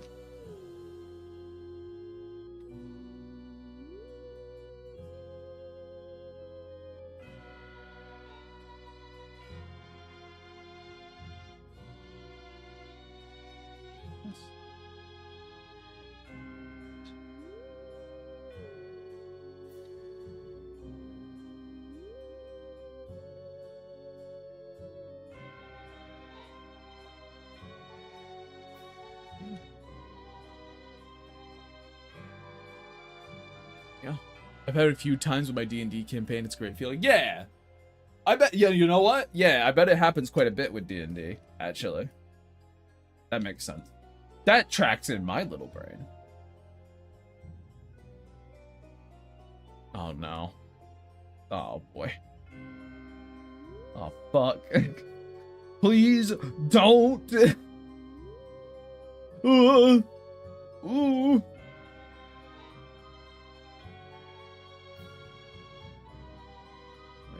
This.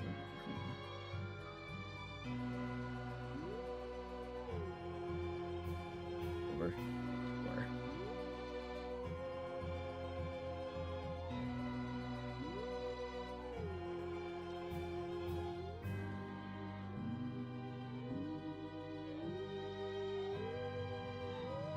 Something like that, maybe? Yeah. Did you see what madness you make today, Mushroom? I see. We need to hold an intervention. His story addiction is interfering with his day-to-day life. Yesterday, he forgot to pick up Grime Jr. from soccer practice because he was writing. Well, Grime Jr. should, be more interesting, plot-wise. Like, this is the first time we've ever even mentioned him, dude. Like, I'm sorry. Maybe he should fucking, like, get an arc or something. I'm in kindergarten, Dad. What am I supposed to learn? I don't know. Isn't that, like, the whole fucking reason you're there? Isn't that why you're there in the first place? Is to learn? How about growing a little bit as a character, dumbass?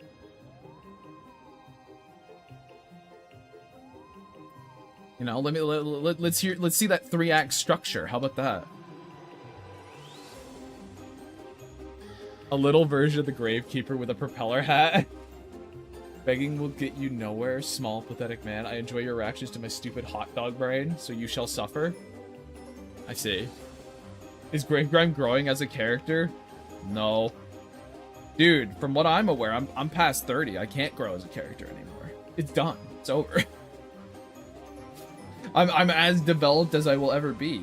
So says the infants on the internet, apparently. I'm done. I've succeeded. I might as well just, like, you know, end it now. Get it over with. Because, like, I'm done. I can't get any bigger or better. Isn't that the most interesting thing, chat? When you were like a little idiot child and you were like, oh, you know, life ends at like 20. Like, what? Huh? Fuck. You were stupid, little me. You were a dumbass. What? What, is someone clipped me saying that my life is over? Why would you want that as a clip? Why would you want that as a clip? What, chat? We got we got some lines done. I'm going to leave you here, and I'm going to be right back, because I gotta piss really quick. I used to see characters who were 30 as old. Ugh. Anyway, I'll be right back, chat.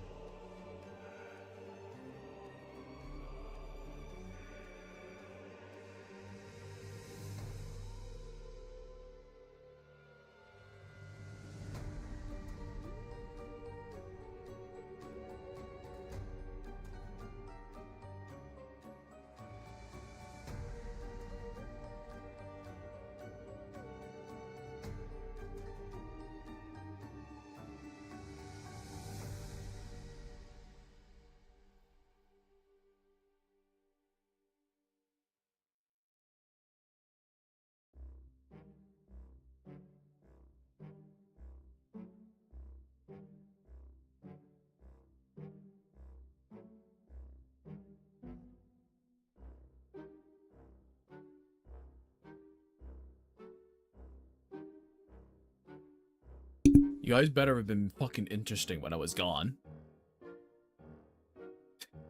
This ancient man can no longer learn or grow. It's true. It's true, I'm done. I'm at the end.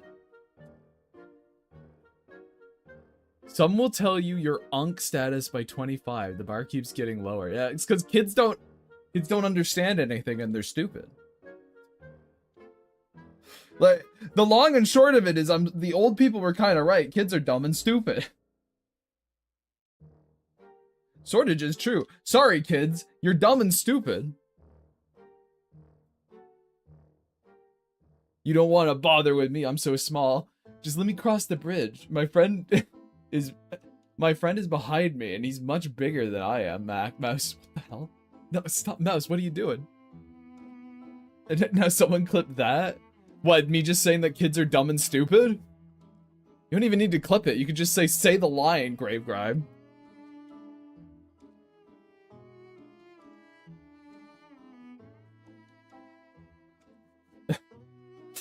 Say the line. Okay, kids aren't that bright. It's not even their fault.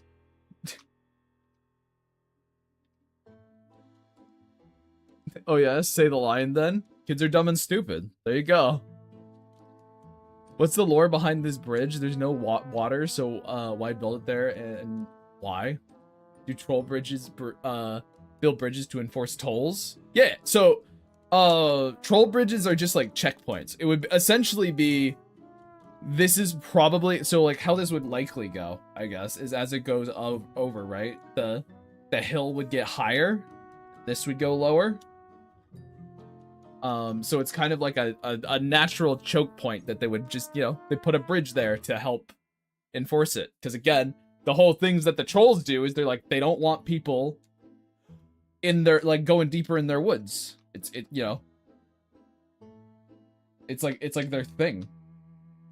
So they enforce the kind of, they build, it's essentially a military fortification in a way, I guess. That's why. Can't you just go around the bridge? Well, they'll stop you. They'll look and stop you, generally. That's really nice. And now I imagine trolls just trying to build those bridges really nice and pretty and personalized to show off.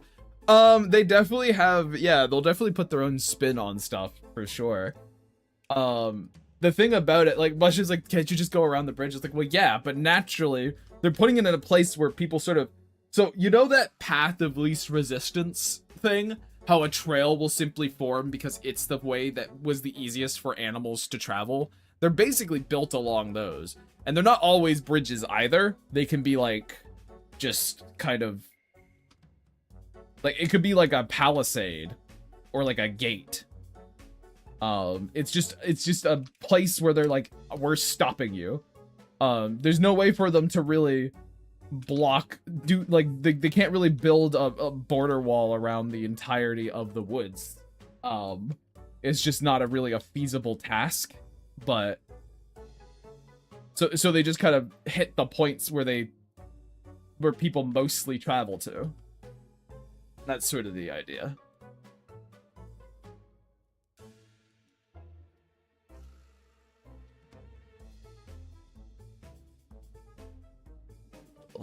There.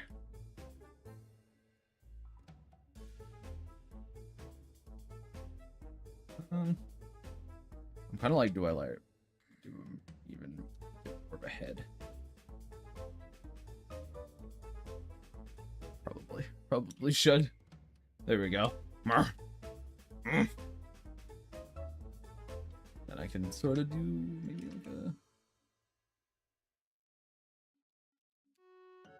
something. I'll put something, it'll be fine.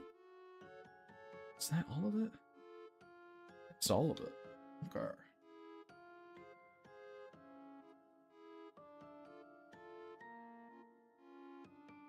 You gotta, how do I suppose explain it? It's a logistical thing, I guess. You could consider it a logistical thing. They can't reasonably block off the entirety of the of the woods, but they can do their best with the amount of trolls they have and the amount of resources they have. And then concentrate them further in and stuff like that. Then there's also like a level of disorientation, I guess, chat. There's a level of disorientation that comes with the woods. They do not function like a normal woods does. You can get lost in them quite easily. And that disorientation will also sort of pull you towards particular places. In instance, you'll probably find a troll bridge there. Or some kind of troll barrier, I guess we should call them. But I like calling them troll bridges. I think it's more fun that way.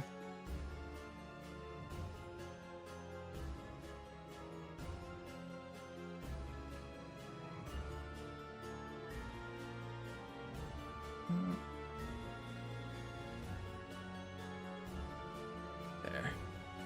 Question, I know Tob is sort of a homeboy for the story, from the story you've told so far of how he and Lark met, but does he ever go on adventures with her? Yeah, he does. His whole thing is like, at the beginning, he's sort of her only friend in Wodenham until she meets Mac and Mouse.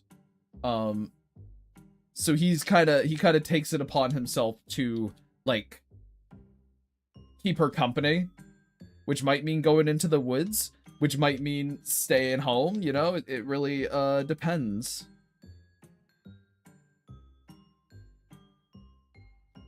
Let's do this. Actually, better idea. Let's do this. There we go. Okay. And then I can just do a little doodly like that. Yeah. I love you said homeboy instead of homebody. Well, he's both. He can be both. He can be a homeboy and a homebody. That's fine. Nothing wrong with that.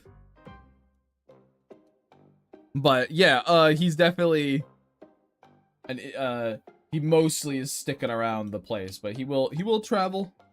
He will go to places. We actually changed a little bit about how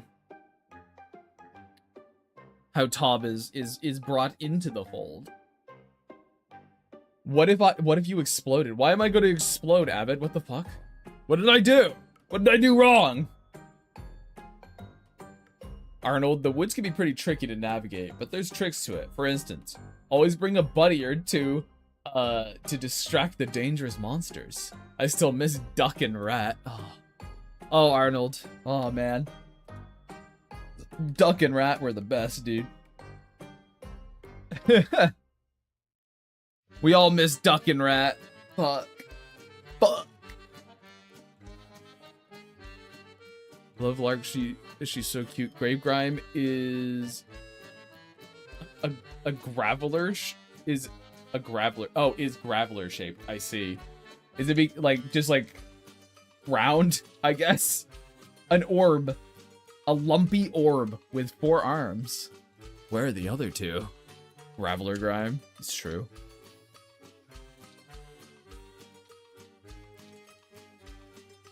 So is that it? It's like if I was a Pokemon, I'd be a Graveler. Is that just the? Is that just the vibe we're going with?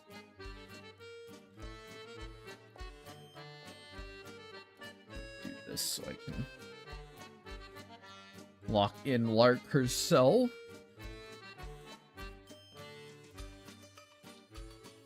And this big fella up here.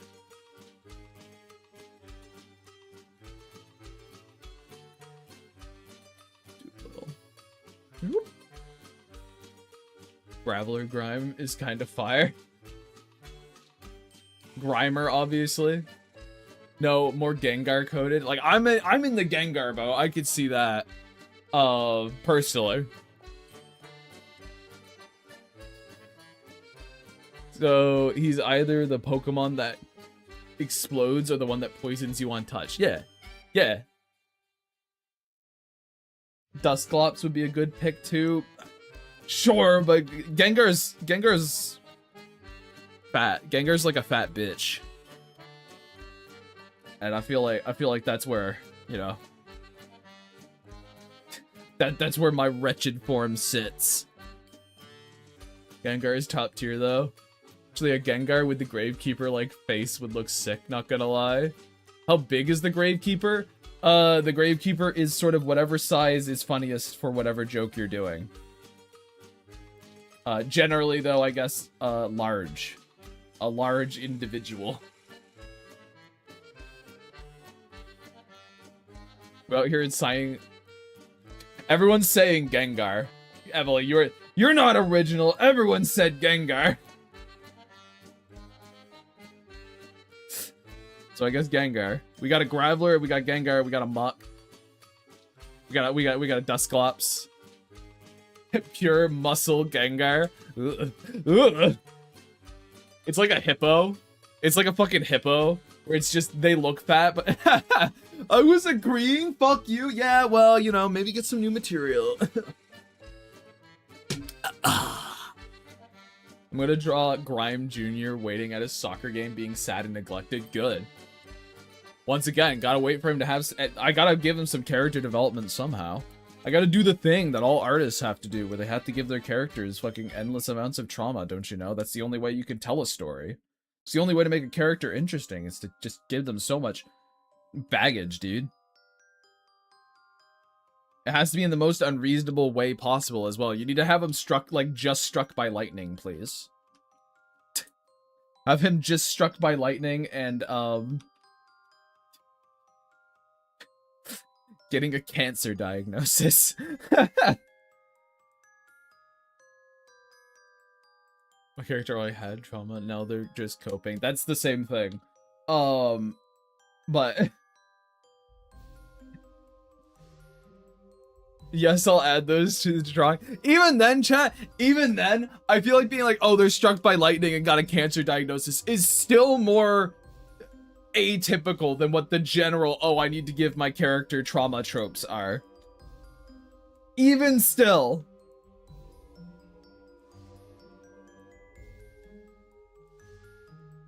Even still. Maybe you could, the stereotypical one would be to have people throwing tomatoes at him. Now, whenever we see Grime Jr., he has the most cliche, tropey situations, and it always disappoints his father. Absolutely, 100%. Oh, my stupid chud son can't get out of the cliches. What the fuck? What the fuck? The parents are always abusive / dead. That just makes me think of the guy from the Great Outdoors movie. That his whole bit is that he gets struck by lightning all the time. That's the whole joke.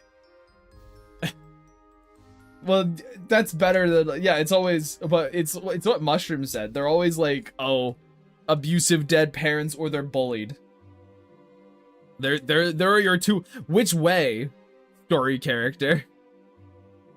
You know? That's the two modes. And like, don't get me wrong, a dead parent can have a lot of effect on a person. I'm not knocking that conceptually. It is just a trope, you know? It's a funny trope that people tend to rush to. Because it's a thing of like, it's an individual going to like, what is the most extreme sort of trauma I can place upon my character? You know what I mean? It's not even the fact that it is a dead parent. It's supposed to be, this is something that really hurts. And that makes my character more interesting, which is just fucking boring, dude.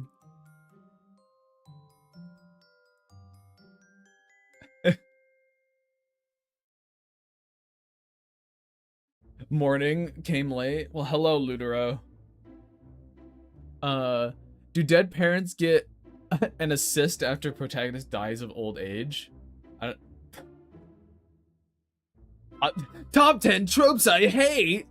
Grime Jr. looks behind during a car chase. We've got if you say company, I'm throwing you out of this car, so go ahead. Tell me what we got. Tell me what we got, Junior. Let's hear it.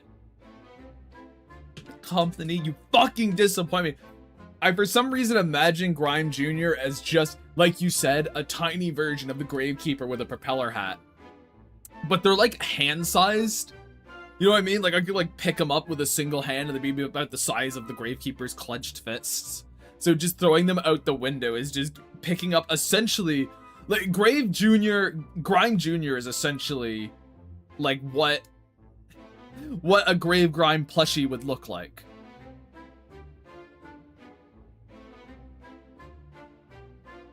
No, yeah, I know you didn't say that. I'm just imagining the scale of them.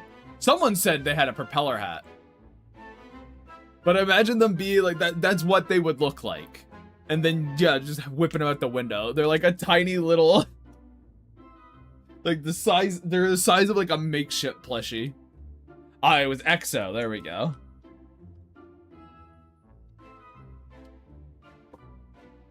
Grime Jr. is the perfect size to punt. It's true. It's true. It's just true. It's just accurate. Need to grab this for colors. Would the propeller hat on his would the propeller hat be on his head, or would Junior have the same hat you currently wear with a propeller hat on top of it? I imagine it'd be a smaller version of my wizard cap with a propeller on top. No, it's like Ezekiel from Aqua Team Hunger Force. He looks like you, is smaller than you. Everyone assumes he's your son. He's actually like 60 years old and just constantly disappointing you anyway. Yeah, there you go.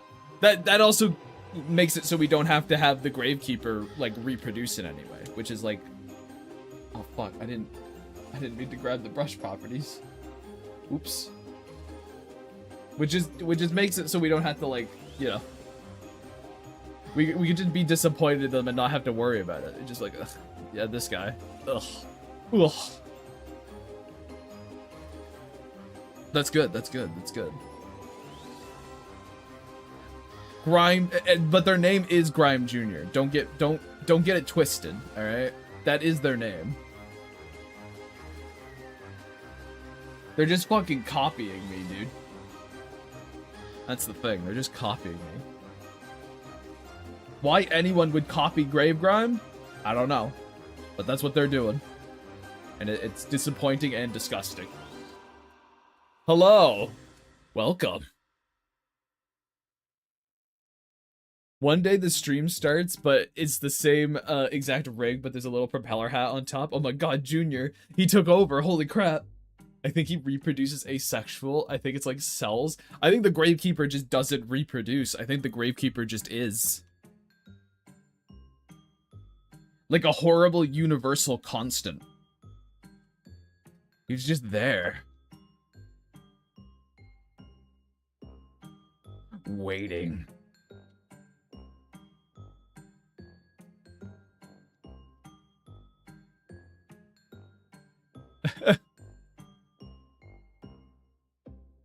But is this like a Bowser Jr. versus Koopa Kid versus Baby Bowser situation? So what, just like, it's just like there's 3 different versions that are different? Tiny Gravekeeper that is the equivalent of Koopa Kid. Uglier version from the GameCube era that is just forgotten about. I see.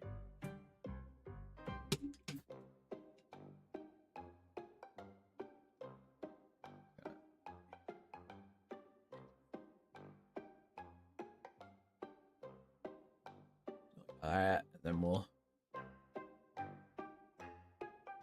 give him his these. There we go.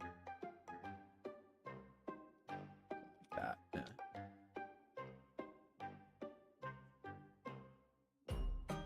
There. That'll work, and then I'll just kind of this. Okay.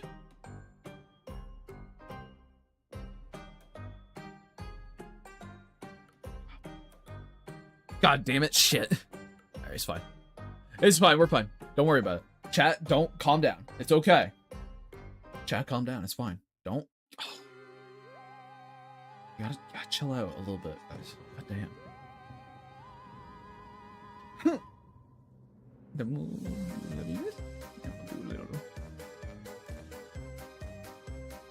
Nice. There we go.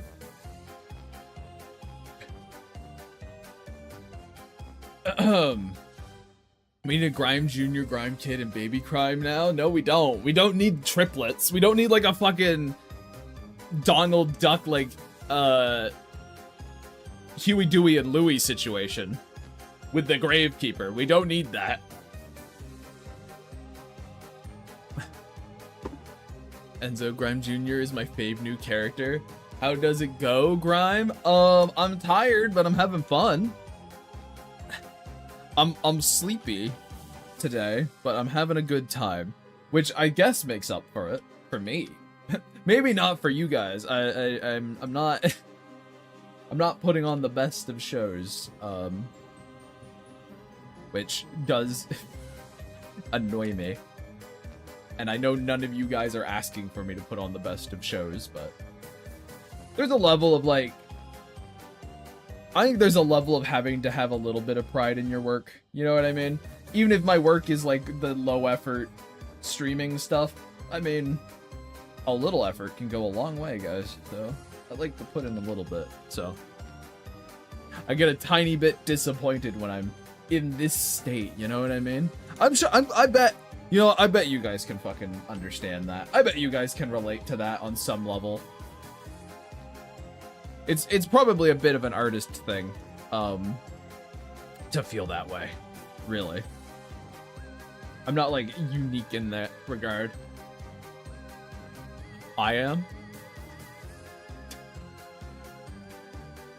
We know not to ask for miracles. Come on, guys. Come on, guys. I'm too tired because I just ran 5.5 miles. Well, good for you. Holy. Still having fun, Grime. That's what matters. But I do get what you're saying. I get it. I'm expecting the best. I'm sorry, Alana. I'm sorry. I try. I'm trying. But today, I'm all crusted up. My eyes are all crusted over. You know? I'll do better tomorrow, I promise. Tomorrow we finish a comic. Come on, that's pretty cool, right? That's pretty neato, isn't it?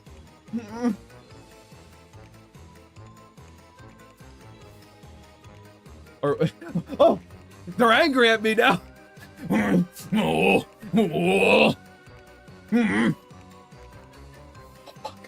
Oh shit, chat. If I don't show up tomorrow, no, it's because a lot of art fucking took me down. Okay? I want you guys as my witness to know if I don't turn up, because a lot of got me.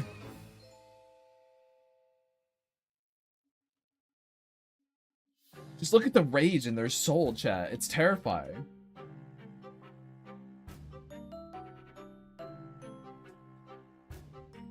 Don't you dare skip out tomorrow? Well, I shouldn't skip out tomorrow. Also, geez. You're not allowed. You must stream now. I guess this is what expectations are, isn't it? I guess this is what expectations feel like. Fuck. I've done this to myself. I have no one to blame but me. But that's okay. Despite all logic, I do really enjoy doing these streams. My only disappointment comes when I'm not performing properly, because you guys are always performing properly, being wretched little shits.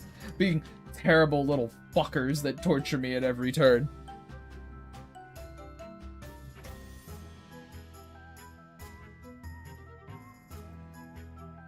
Ugh. I will come find you, bro. I will do the stream for you. I will steal your graced rig. You can't have that. That's for me. I am also cleared by... Oh, rub my eyes. Oh. Don't worry, Grime. We will make sure you show up. Oh, fuck. And then Avid said hold up, but I don't know why. I'm doing my best to entertain streamer, man. You guys are fine. Thank you, thank you. I aim to please by being awful.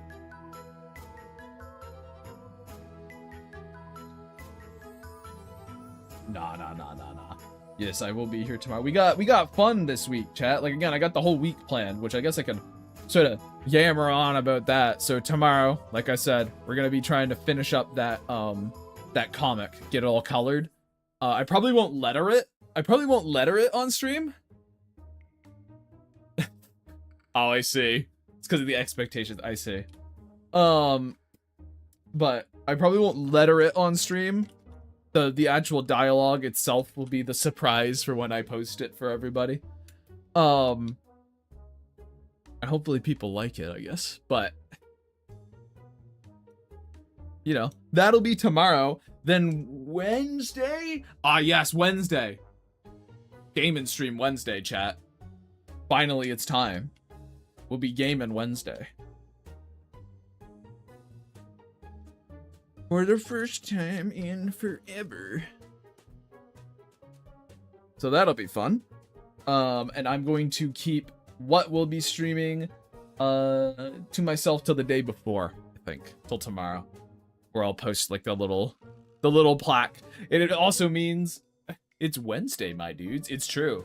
It also means that it'll be the return of the Gravegrime fucking game plaques, which are always fun. Yeah, game grime will be real. Yes. And it'll be the great time for me to finally it'll be an excellent time for me to disappoint all the newbies in chat when they realize I don't stream with my rig up at all. Like I don't do gaming streams with my little guy.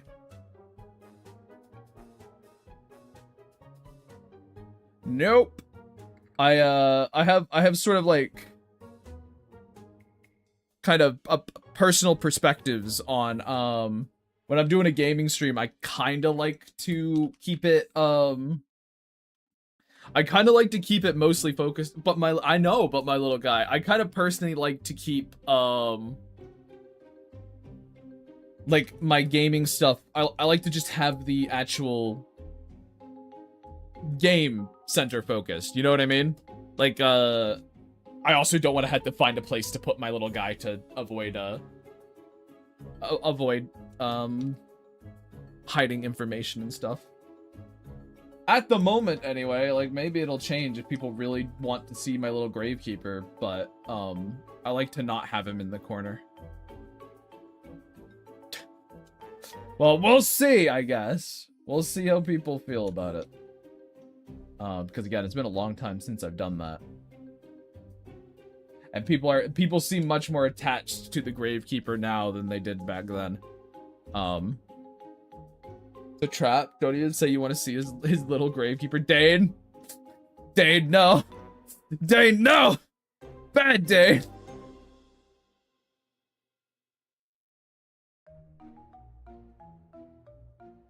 The one with the propeller hat. But yeah. So we'll be doing gaming. On Wednesday. And then Thursday, you said it. I didn't use any words you didn't use. No, but you changed the context. You fucked with the context, and that you can't be doing that. That's not right. That's not fair. I did no such thing. I would fucked with the context. Whatever could you mean? What do you mean by the context? How could I have changed it? Why don't you explain it in excruciating detail, Gravegrime? Fuck. God damn. Shit, he's got me. Oh, fuck! Don't worry, guys, we're back. Oh, no.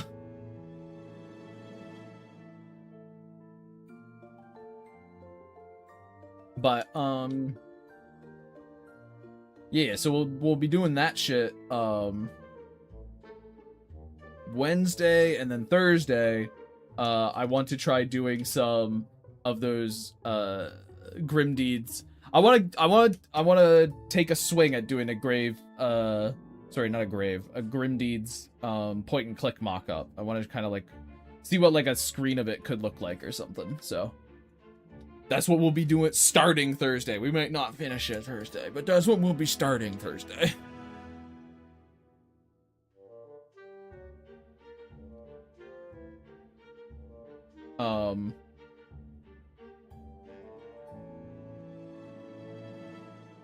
Yeah, it wouldn't be the first time I've done like a little screen mock-up. Also did one for, probably have to find it in here. I did one for In the Dominion of Hate. Not point and click specifically, but I did do a little character mock-up wherever that might be stashed. Where would that be stashed? Really? In here? Yes. There we go. Why is Lurk under the bridge? Hiding from the troll! But I did this one, which was a lot of fun. This one was basically me just being like, can I draw Lilium in a, and make her look like she's a 3D model? That's basically what I did. That was the whole point. I was like, can I render her in such a way that she looks like a low poly 3D model? And then the background is terrible, but it was very slapdash on at the end. Like, hey, let's give it a go. But why does she need to cross? That's what I meant. Well, she wants to go deeper into the woods. She wants to see deeper in. I don't like the number of hearts. Gotta defeat some dungeon bosses, girl. True. She needs more. Dough for the PS1. But yeah, I also... It was fun because I kept all, like, the steps I had for it. Like, started with that, and then kind of, like, adding in, like, little... It's over here so I can actually see. Did that change it? Yeah. Adding the details, and then I ended up putting in the clouds because I wanted to try rendering like vector painted clouds and stuff. Where her hands? She doesn't need them. That's too many polygons. What do you mean? It's too many. Again, it was low poly. You gotta cut detail. And then there was, yeah, like adding some extra color and stuff. There you go. And then it ends up on that one. So it was a fun little process thing to do to kind of figure it out.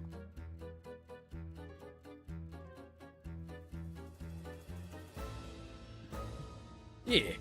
But it'll be like that, but for a point and click thing. That's the plan, chat. That's the plan anyway. So that's Thursday. And then Friday. This one. Working on this one, Quack. This is what we've been doing today. Yammering on and whatnot. Oh. Thank you. Thank you. I think I can get rid of...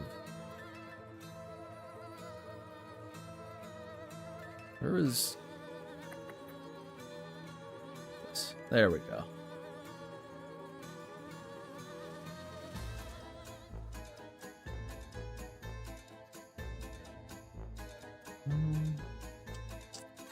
Sorry, chat, I'm thinking what I might like to do. That maybe we can sort of... I'm planning on grabbing some of these blocks and just like manually changing their color with like a hue shifter, but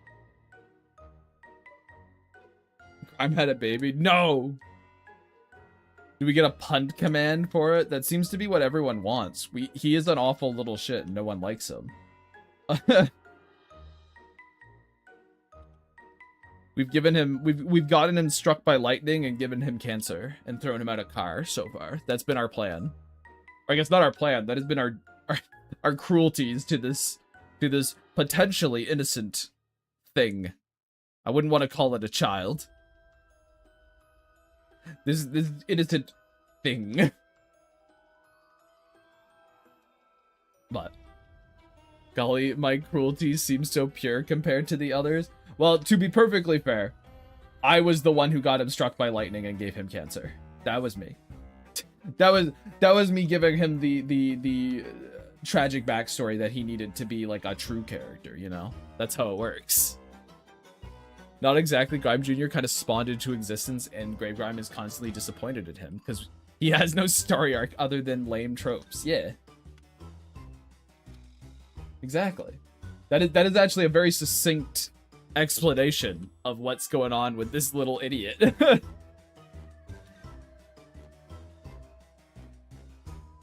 There, that's what I need. So now I can just kind of do shit like this. This one.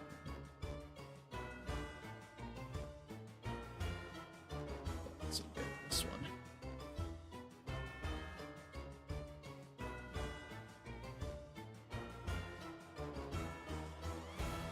That. What? There we go. I don't know why it made me do it that way, but okay, sure. Whatever the fuck you say, man. Whatever, dude. So he's a mascot? Well, no, I'm the mascot. Gravekeeper's a mascot.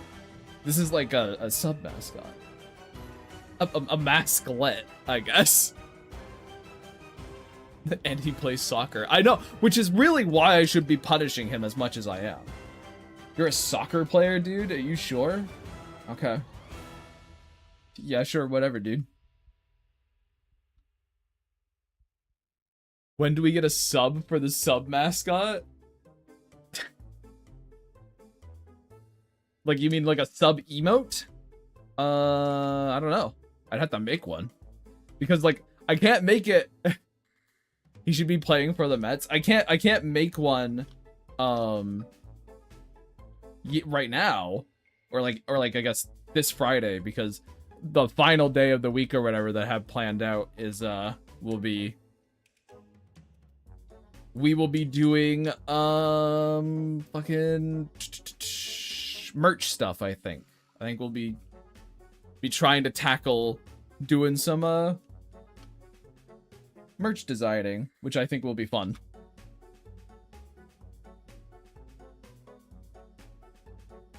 And no, it's not a Gravegrime plushie. No, it's not a Gravegrime plushie. Grime Jr. got over his ailment when the next episode starts. No explanation given on how. He beat cancer off screen, dude. I don't get it. Why do I always do stuff on the days you have work? What do you mean? Every day of the week I'm doing something. You're gonna miss a couple. I don't know if it's possible, but stream redeem idea turns you into Grime Jr. and pitch shifts your voice higher for a few minutes. That sounds miserable and awful. Like, it's funny. I'll give you it's funny. But I feel like that would just instantly ruin the stream. If you just have a redeem to make me like a little helium, like high-pitched, like squeaky kind of character. I don't know. I feel like that'd rough stuff up. Maybe not, but my brain goes like, would I want to watch that? I don't know. Now, switching me to Grime Jr. is more reasonable and more of like, maybe.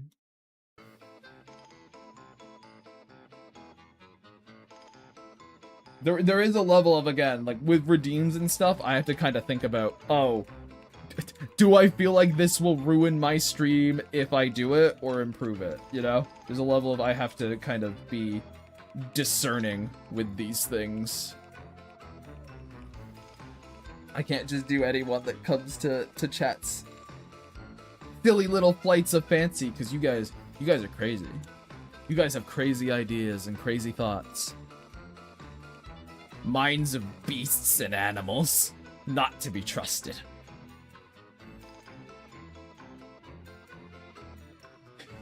I have so many ideas, and you always ask for streams or merch ideas.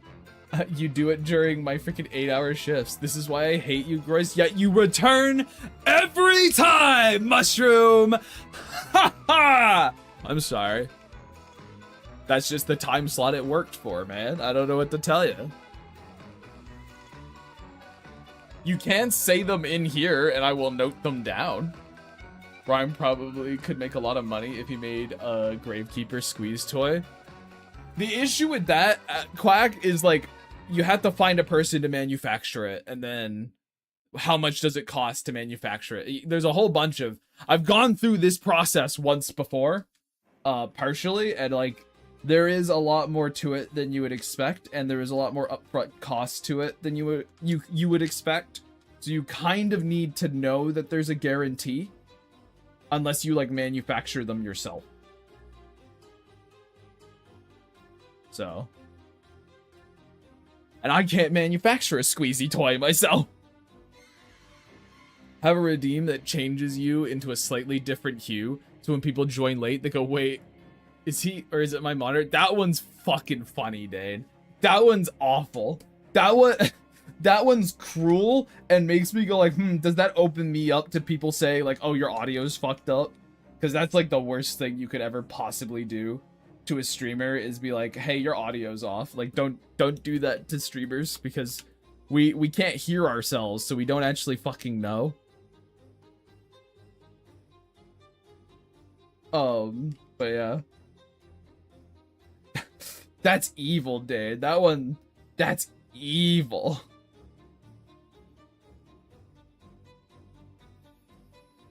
Alright, Mushroom's gonna give their merch ideas. I will grab a screenshot of it. Writes that down in a folder labeled weaknesses. It is true. It is true. Oh.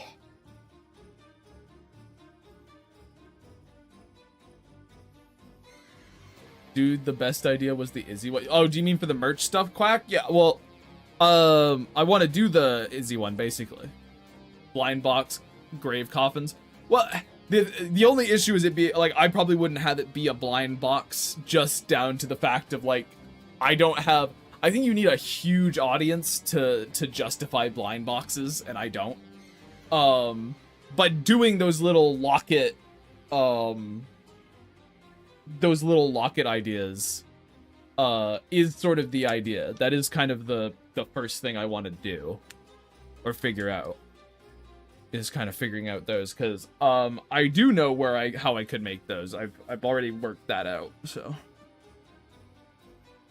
And most of it I can do myself. So.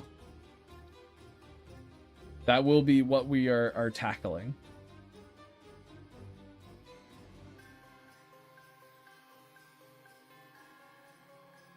I'd rather not be blind boxes, to be fair, even if I like all your characters. Well, yeah, that's where my thing is. It's like, it would just be you buy one. You just buy the one you want, and it comes in a locket.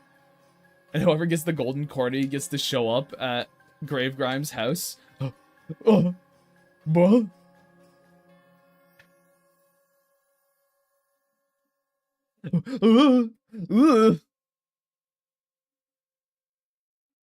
No, but, yeah. I'm still wondering if I want them all to be in the same kind of, like, if I want them all to be in a coffin, or I want some to be inside, like, a gravestone. I'd advise against licking the wallpaper. Dane, you think I've got fucking wallpaper? You think I've got fucking, you think I've got wallpaper? You think I live in a household that's got wallpaper? Alright, your ideas have been captured, Mushroom. I at least have them now. They've been grabbed. Nabbed. There we go. I doubt Grime could handle seeing any of us in person. We're quite... Yeah? I don't think you guys can handle seeing me in person. Ugh. I think the stench would kill you. Turn grave into wallpaper. But let's see what you got here. trading cards of your characters. Funny you mentioned that, but yeah. Those Coppin lockets, yep. A Lynette mask. Interesting. Rings with the Gravekeeper hat skull on it. Like, okay. Stickers, keychains, enamel pins, yeah. Okay, so the standard stuff, yeah, for sure. A lot of those ideas are in there, absolutely.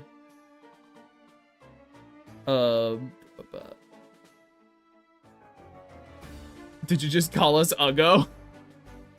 Well, more so saying that we're just gross in general, not so much beauty. A lot of rings look sweat. So you, okay, so yeah, you're just, I wasn't sure if you meant like, I was like, do you mean like an earring or do you mean like a ring you put on your finger? That's where my brain was. And I think you mean a ring on the finger. Yeah, okay. Yeah. Finger, yeah. Yeah, not bad ideas at all. Many of them I kind of already have, sort of, I guess, thoughts for. You could say. A mouse pad would be dope. Absolutely. I found a place where you can get like a mouse pad for like $3. You can get a custom mouse pad for like $3. Not a bad idea. Not bad ideas at all. Don't know exactly what I would do for design-wise yet. I'd have to think about a mouse pad, but one things I do know that I can do is I can definitely do stickers and I can definitely do buttons because I can actually do those at home. A mouse pad. Well, it's less about the character being put on it, chat. It's less about that and it's more about how do I design it to look good? Because I'd want them to at least look like quality products. You know? Like, I'd want to be like, okay, well, how am I going to design this in a way that people enjoy looking at?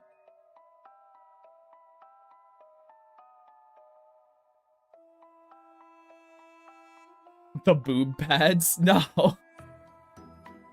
Just a normal mouse pad. I don't think... I'm sorry, chat. I don't think you're going to be getting a boob pad anytime soon. Fucking awful. See, when it comes to me, I'm the type who mostly only buys like a figure, mouse pad. I like things, but I don't like a lot of clutter or random junk. And I hate stickers and buttons. But that's also because I can make my own stickers and buttons, given that I have my own machines. Well, yeah... Well, then you're not the, like, lots of people like stickers. Stickers are some of the biggest returns, I think, of merch stuff. People love stickers. If you can make your own, whatever. But you could also get an official one to help support the artist that you like or whatever. I'm just saying for me. Yeah. I know, I guess, yeah, sure. I'm just talking about it. But, I also have my own machine, so I can make my own stickers and buttons. So it's like, you know. And a lot of people don't have them. Make it his butt. People already want... I know people want it. That doesn't make it right. That doesn't make it something I want to do. And also, the thing is, as well, chat, is most of you are saying it as a joke. That's another factor, too, when it comes to merch stuff. You really have to consider when you're thinking about making it. Is like... A lot of people say they want to support you, but then when it comes down to it and it's like, well, it's time to buy, here's the price of the thing, they go, wow, that's too much, and then they don't buy it. So, like, that is just a reality of things as well.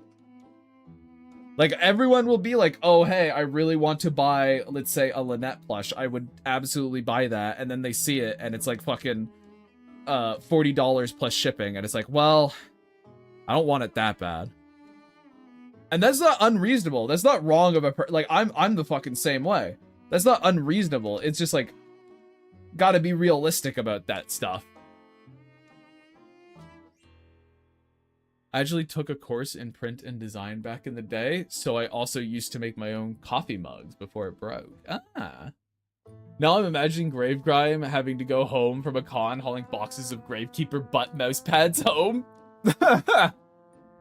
That's true, I can't justify a $50 plush. Exactly, like... That's just how it is. Literally, stickers are amazing, cheap to make, cheap to buy. My friends make them, and they're great. Even made of art, she made me into stickers. Love them so much. Yeah, there you go. I would pay 40 for a Groyce plush. Sure, maybe you would. Maybe you would. But how many other people would is the thing. Not that many. I don't think. Fucking Quack is right there saying like, oh, hey, I wouldn't. That is simply the reality of making merch and stuff, is that you kind of need an audience, a big enough audience to buy it, really, to justify it. So, but I'll be 100% real with you, Grime. I won't buy a lot of your merch, but I would 100% buy a figure or mouse pad. I did buy a mouse plush. I did buy the mouse plush. No, well, that's the thing. I want the honesty, chat. I want the honesty more than anything. I don't want you guys to try and hype me up to make something, because especially with plushies and shit, that's like fucking like $800 down investment. That's like nearly $1,000 of investment most of the time. Like, that's just how it is. But I know who you're talking about, Quack. I know you bought a mouse. You bought a Mao plush. Sorry. I know you like. I know what you're talking about with Josh's thing. But I mean, no. Sorry, I was just reading the stuff ahead. Buy a figure, buy a mouse pad. But that's also the thing. Oh, Quack, you'll buy a figure. If I did like a one of Lark running, it's like you'd buy it, but for how much? You know, that's the issue. It's like, oh, how much would you actually buy that figure for? Because there's always a price. So realistically, how much would a Groyce plush have to cost to make it worth it? It would probably be like, depending on its size, obviously. But if you go with like a small one, it would probably be 40 bucks realistically. 35 to 40. Maybe 45. Like, it depends a lot on shipping and things of that nature as well. So, but realistically, that's how much it would have to cost.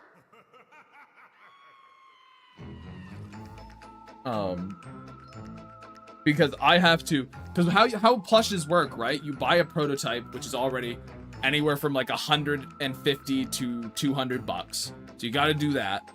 And then you have to then pay for, if you're not going through something like makeship, which kind of is a whole different scenario, then it costs like,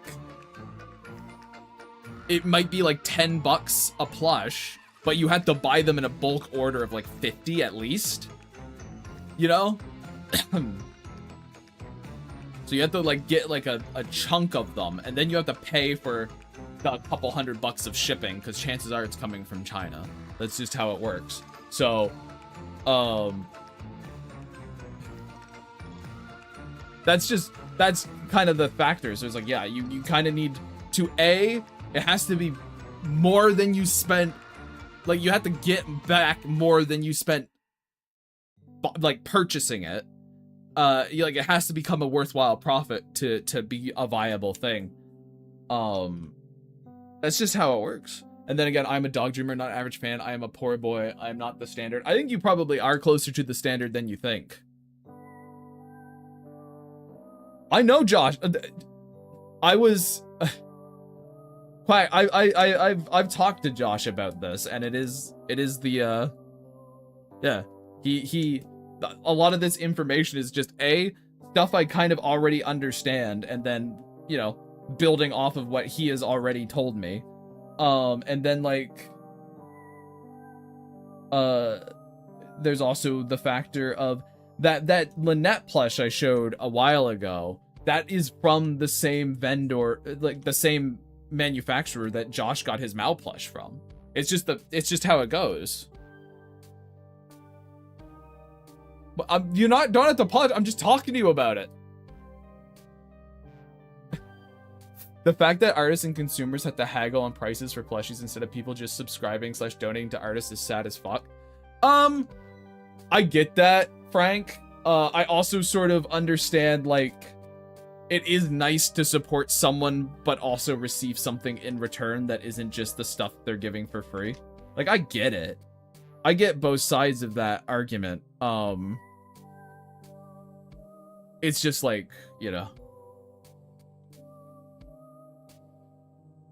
how it goes, I guess. How it goes, I guess. Yeah. Because there's not really any reason an artist should be entitled to financial capital from, like financial stability just from drawing stuff. You have to be providing something worthwhile enough for people to want to pay for it. And one of the ways to incentivize people to like something enough is that they'll get a little piece of something in return. I mean, it's kind of how investment works in general. You subscribe to an artist platform with exclusive content. You're not getting content for free. You're literally paying for what they offer, which is their art. Well, no, yeah, but that's if you're then you have to gate your actual art behind a wall. Like, that is a way that's a way people do it too. That is a way people do things, and that's fine. But if people don't want to do that, then the giving some kind of physical piece of media to them is like another method. Depends on what you want to do.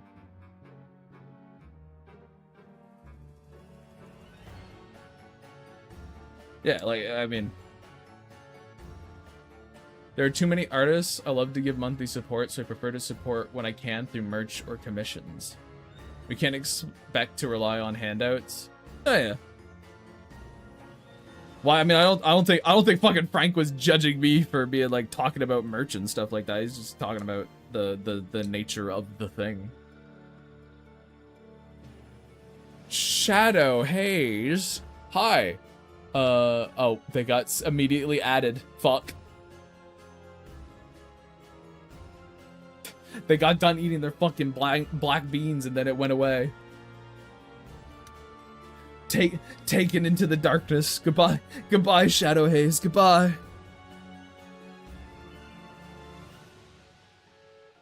Let me close out of this because I don't need it no more. Don't need this no more. And I don't need this one anymore. What I do need is scroll up. I need one of the bonus things. This one will work. I want just this sky color so I can fill in a little bit of sky. Is there anything back here? No.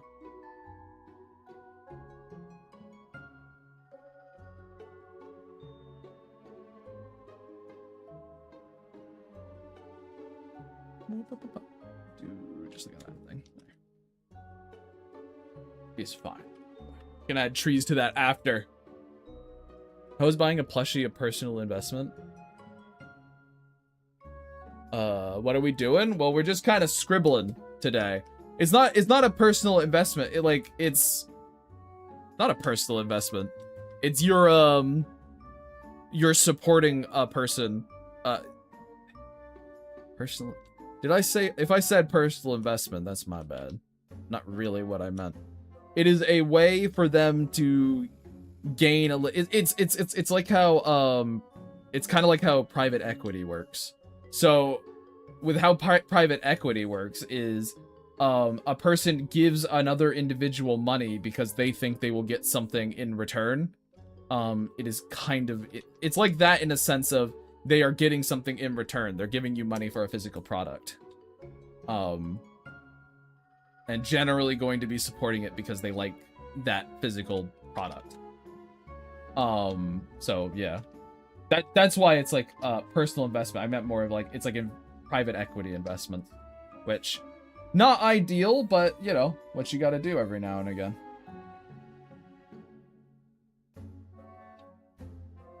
It's kind of why I have my like Patreon set to just like it's sort of like a tip jar, because I prefer people to just want to hand me money because they like the thing they like, but...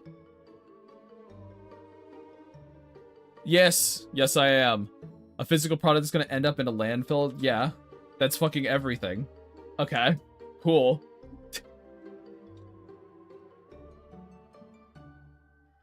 As opposed to digital media that will fucking disappear or some shit. Like, I don't know. An end to something doesn't really mean a whole lot in terms of its value. How does that work? What do you mean? How does what work? Drawing my characters? What? How does drawing my characters work? The OC thing? Well, do you know how you have stories that you see drawing? What? I just draw them with my... okay, no, okay, I mean, okay, hold on, okay. Alright, hold on.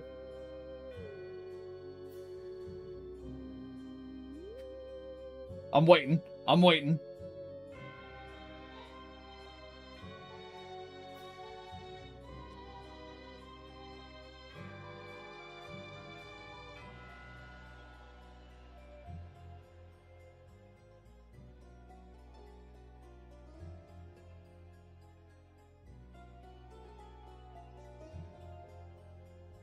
Are you drawing random people's OCs or yours? I was confused. Also, cute wizard.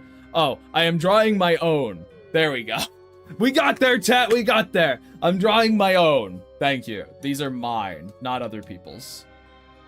Just drawing my characters. But you don't use a plushie. You let it sit there, collect dust, and then it ends up in a landfill. Okay. I just, so like, is this just an against kind of collecting in as like a concept, I guess? Frank, is this sort of a screed against collection, full stop, in general, across the board? I like the cute OC in the red outfit. Well, thank you. More so consumerism. Well, I mean, I feel like collection is inherently consumerism, but I guess I get your meaning, and I'm kind of just like, people like, because like, you just say, oh, they're not used, but like, they are used, they're just not used in a physical sense. People like how things look and stuff like that, and so their value comes from the look of them, which is why artist ones do so well. It's kind of like a painting, right? Like a painting, people like it because it has use. It also just sits there and collects dust and does nothing. But it does do something. It can make you feel something. So, because like a plushie, really, it might be sort of very consumerized in how it's created, but all a plushie really is a felt sculpture. So, I sleep with them. Or in Gucci's paste, slathering with mac and cheese. Oh, your plushies, I see. Waterboarding, but with mac and cheese. And now they're just planning to fucking, you know, if the Mona Lisa can't grate my cheese, I don't want it. There you go.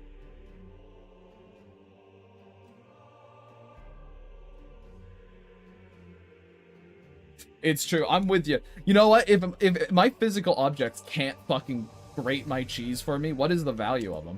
Toaster? Oh, you make toast crispy? Lame. Can you grate cheese? No? Get out of here. I was gonna make a joke, but I can't top that. I have 2 original print peanut panels. They do nothing, but hey, I like them well enough. They hang on my wall, and someday I'll die and they'll be sold in an estate sale, and the cycle continues. It's just stuff. That's fine as long as you're not buying what you can't afford. I agree. Some people are sort of dragon hoarders, and other people are asocratic, and they live with nothing. I can never remember how to pronounce that fucking word, which I know is a big shock to all of chat that I don't know how to pronounce a word. I know, fucking crazy, but I imagine a pet for Mac, you'd name it Cheese. Ascetic. Thank you. Fucking hell. I'm gonna forget it, but thank you. I know it now for this stream. Ascetic. There we go. That's really funny. That's kind of funny, Kyle, because Mac has quote unquote pets. He sort of he feeds the riffraff behind his family store. Many of them being rats. So, you know, he does, you know, one could be called Cheese. I don't think he really names them though. Lore, hooray.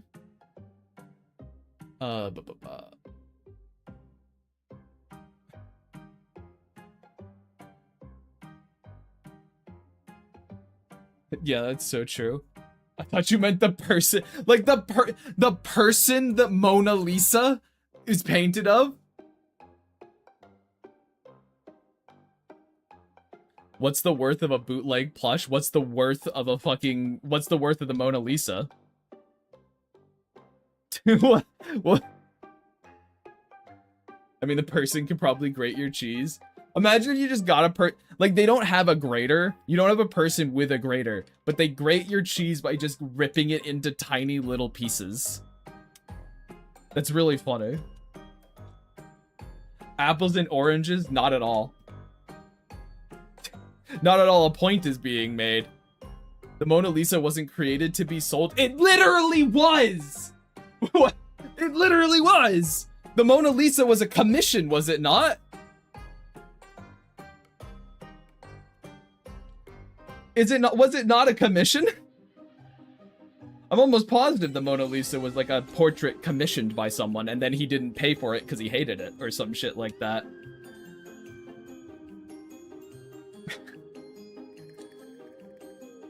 If it's a commission that's not being sold? What is a commission? What? That's not being sold? What is it then? What? What is it, Frank? I'm interested now. What is a commission if it's not something being sold? What is it? Is it like rendered of services or something?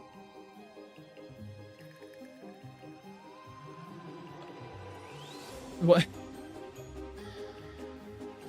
So like, is a piece of art less valuable if someone made it because they wanted to sell it, I guess? Because like, unfortunately, that's a lot of stuff. A lot of good things too are that. Some guy, the other guy sold it. Worth is inherently a subjective barometer. Things are worth what we deem them to be worth, as opposed to being a branded Pikachu plush created to what? Then it ends up in a museum. The issue is, most art is created to be sold. Just what it's being sold for might not necessarily be money. There's lots of sale is for like, oh, I want to create this thing, but also I want to make money for it, you know? Which, I'm like, where does the line of that stop, you know? Where is the line in that? Where does that kind of end? Like, if a person wanted to make a plushie because they wanted to make a plushie, let's say, for the sake of argument, right? They just wanted to make one, and so they made one, and then they also wanted to recoup some of that and sold them. I guess, is that different? Like, where's the line in that conversation? I know if it's accurate, but wording it as commission in the current art landscape just makes me imagine him posting the Mona Lisa on Twitter saying commission finished. I mean, kind of would be the case, right? You'd go to your client and be like, it's done, I hope you like it. And then I guess in the case of the Mona Lisa, the guy is like, ugh. No, I'm not paying for that. Fuck that. Or maybe he did pay for it and went, I don't want it no more, or something. But that's a really funny image. I like fucking Twitter artist fucking Da Vinci I'm not saying plushies aren't art. My whole original point was it sucks that artists have to sell plushies to make a living instead of people supporting them directly without a product having to be involved. Yeah, I mean, I know that. We got in the weeds there a little bit. I guess to bring it around to that again, to return to that zone. I'm just like, I guess it is a change from the classic, oh, it's purely just for your services. But it is purely just from the change in your services thing. I get you there. But I kind of am like, in my brain, I'm like, I'm sure there's more overlap than we'd really imagine. Like, something like the Michelangelo, right? I'm like, I don't know the story about the Michelangelo, so this might be a bad example, but I'm like, did one of these ancient great statues or something, were those made for just the love of the art, or was it made to fit a spot as a product? I guess what would an artist being paid exclusively for their art entail, I guess? Because if it's like, let's go with your option you had before, Frank, where you were like, what about you having like a Patreon, right? And you having art behind that Patreon, and then people paying you to gain access to the art behind that. I mean, like, isn't that also, I feel like that's also kind of a product thing, because they're paying for access, I guess, in my mind. And I mean, I guess that's unfortunate, but that's everything, kinda. Like, a plumber is only paid as long as he can plumb the pipes, you know? That's what he's paid for. So I'm kind of like, where does this services rendered and all that, I guess? I don't know. Feels like it's been the case forever. I don't necessarily feel like it's a new phenomenon that this is the case. And maybe that is also a problem in your mind, which is, you know, also fair, but I just kind of see it as like, I don't exactly know necessarily what the solution there would be.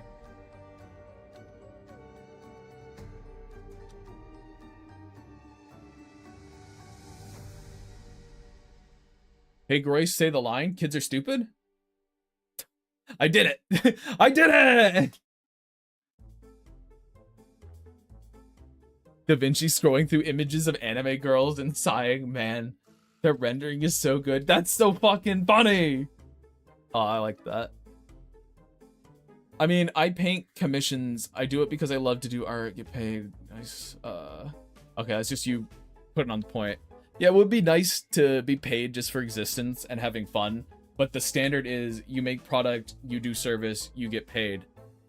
I mean, yeah, I'm not entirely sure how you could even change that formula, really. Realistically, like logistically, I'm like, I don't know how you would have to do that. I'm not quite sure.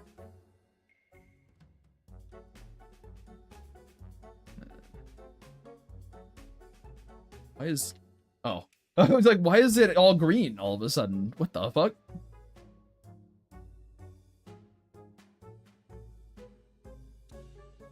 Do like a cross the way, like this. There we go. The formula works if people like what you make enough to pay for it, then you do it. I mean, yeah. I'm happy to entertain, like, what's the alternative, I suppose. Theoretically, of course. But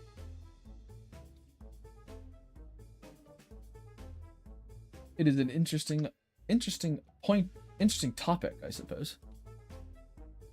The best get rich quick scheme is just to be born in a rich family. Well, then there's no getting rich. You just are rich. It's not even a get rich quick scheme then. You just are that.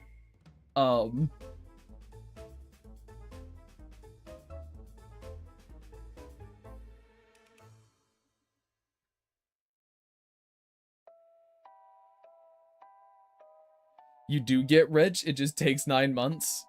Well, no. Well, if Dane, if they're rich at the moment of conception, don't you just aren't you just born rich inherently? Or do you not get that until you develop? Like it swells too much and you'll just pop. You have to introduce that wealth slowly over 9 months. You can't be born rich until you're born. You know what? Fucking true, Dane. Fucking true.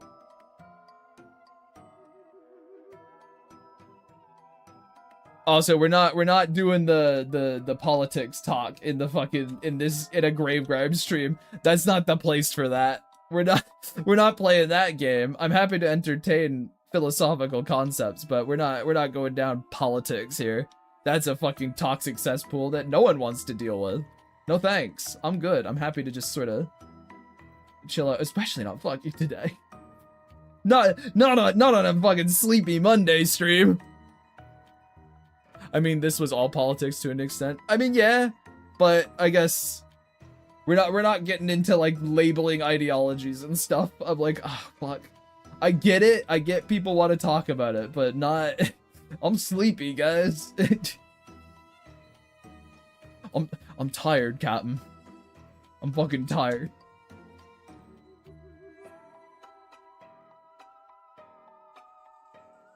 For a second there, I was confused and I saw Mushroom's message. Oh! Regardless, half the ideas of me wanting to do merch stuff is just because I think it would be cool to have some sort of like physical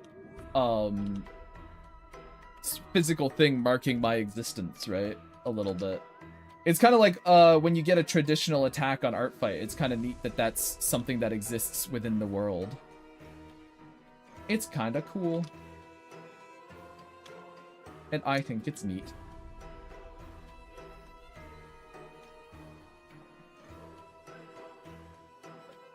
Turn this down. Do like a little of this maybe. Yeah. A little of that. There we go. Okay. Are you seeing porn into rich families that rich? How actually dare you? Oh dear, I have stayed too long. Gotta go get money myself. All right, see ya, Dane. Weirdly, I never really thought of merch myself. I don't really find that stuff viable. And that I understand, Jam, about the viability, because again, there's like an upfront cost to it that people don't really talk or think about, I think. It's just fun to ponder. And like in terms of stickers and buttons and stuff, like I have the machine for that. I can just make those. In terms of figures, I can just make those. I have a 3D printer. I can just start making stuff. But the bigger question is like, what do I make? What does it look like? You know, because I have sort of I hope it comes through in my art. I guess, but I have like a quality thing. I like to make stuff that looks alright. It'd be really awkward, I guess, to be like, oh. And then everyone's like, you have a quality thing? And they look at my art and they go, okay, I guess, dude, sure. Ooh. I guess you're right. Fucking side-eyeing me hard. A quality thing? No, I don't find any of my stuff to be viable as like a piece of merch. I don't think I have any plushable characters, that kind of thing. Oh, and that's also very dependent on people as well, Jam. Absolutely. I demand a Family Guy death pose Gripple sticker. Oh, a 3D printer made ones, and it depends on the quality. I may not buy those ones though. Every time I go to conventions, the one that I see are usually cheap looking. But if you can get the quality good. Well, I mean,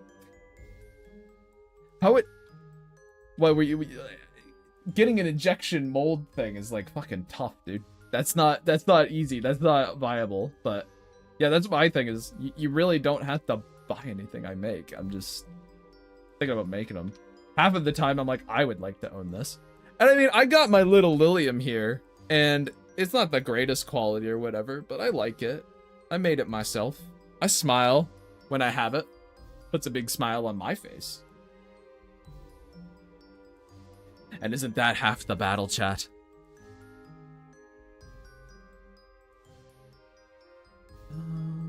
Now, like,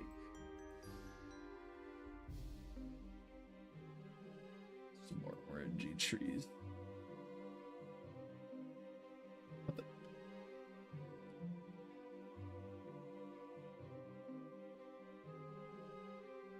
There we go. It's like, what the fuck?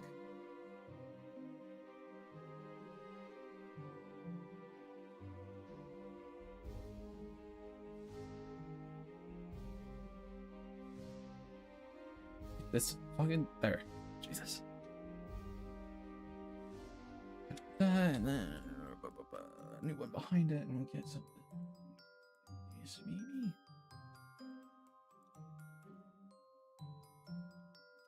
It really doesn't want to like recognize the edges, which is frustrating. Something like this, maybe. There we go.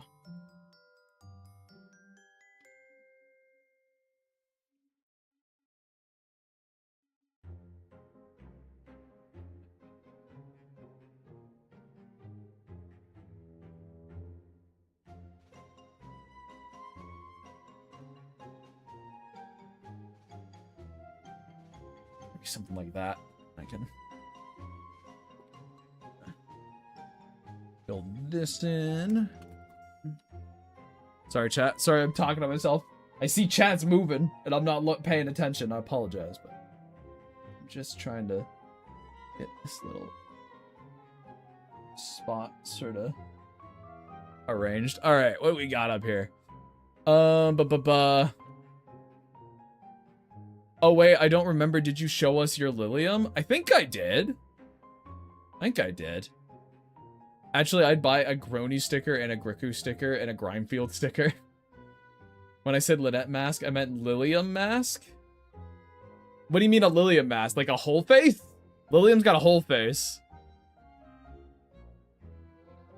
Okay, I see.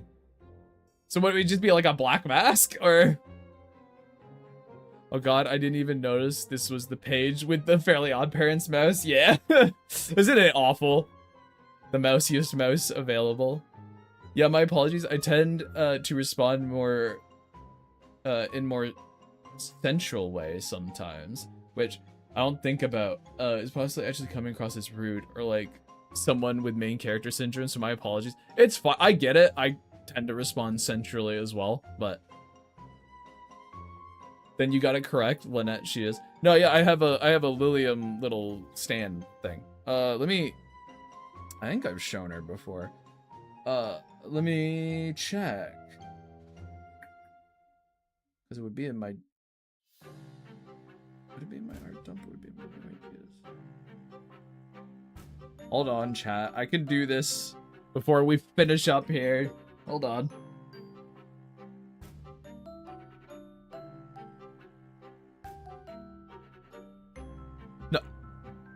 Kyle, he's referring to this little scribble of mouse as if she was a Fairly Odd Parents character.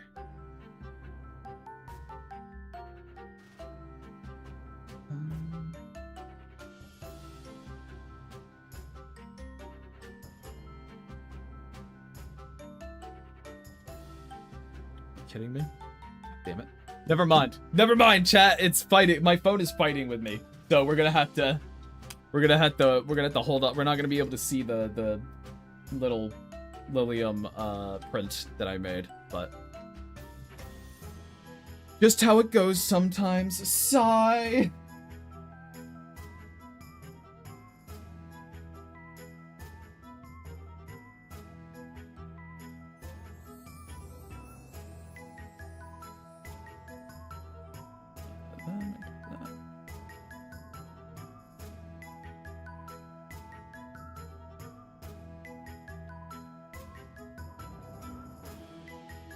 There.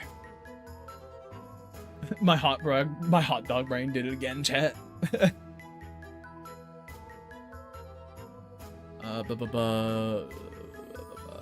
Just posted on Discord later, yeah.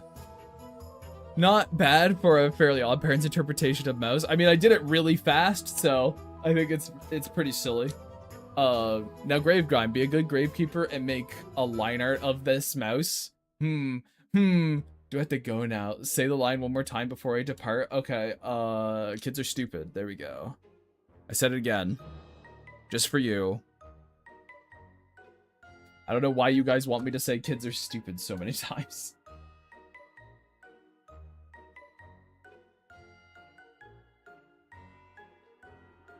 Because it's really not even like, oh, kids are stupid. Because, like, it is, but it isn't. There's, like, a level of... You can only have so much experience kind of deal.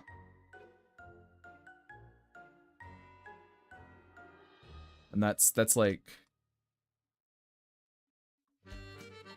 I see what's happening here. Can I move this stuff below this without causing issues? Yes. Fantastic. Oh, hi, Emily. Oh, thank you. Bye-bye. Just joined. I hear that Gravegram hates children. I don't hate kids. There's just a level of, like, kids definitely don't really...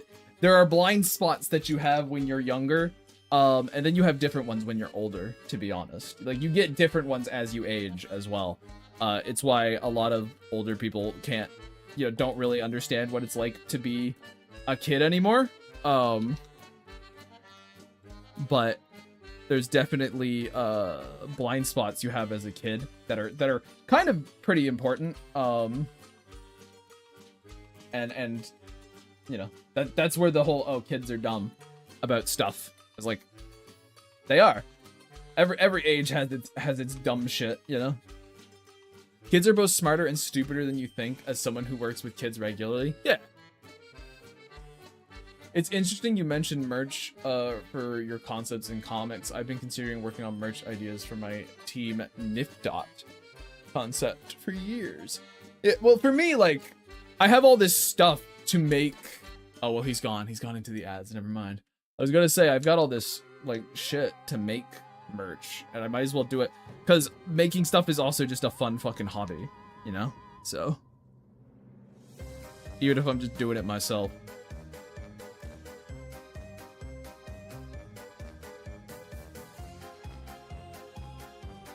Doing it myself for myself.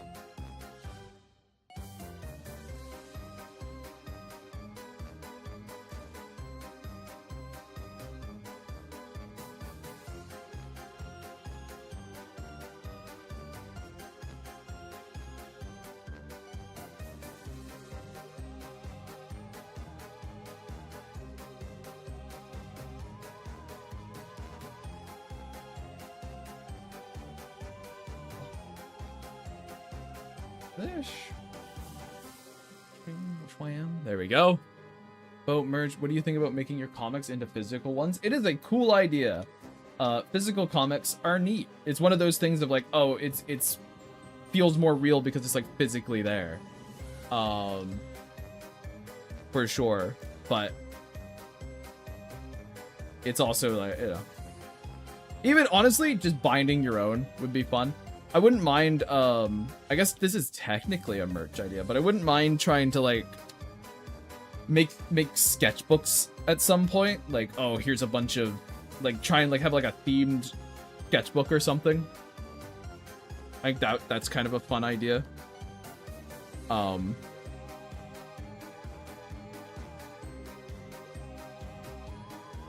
go, Shia.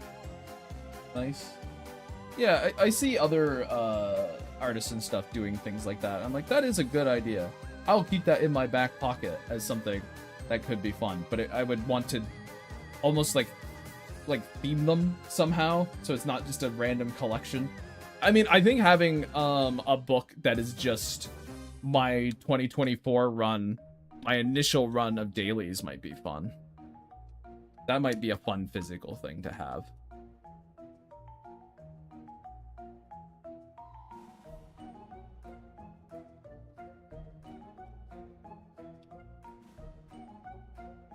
And that one would almost like it'd be less for you guys and more for me, because it's like a physical thing of, oh hey, this is something you did. Do like the 366 days or something of my initial run. I mean, it was technically 393, but that feels less round somehow.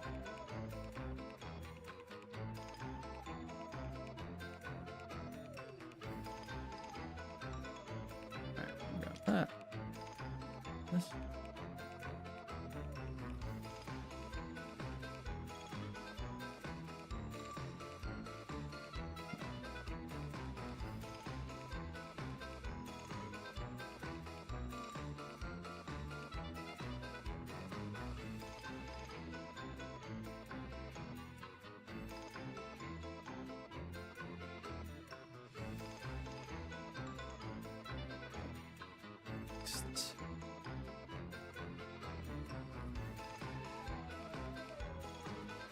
And then we do another thing on top. There's all this fucking meddling I gotta do.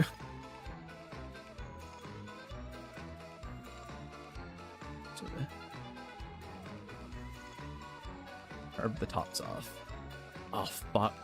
Oh no. That's ruined the scale of my palette. Oh fuck. Oh no. Oh, that's bad.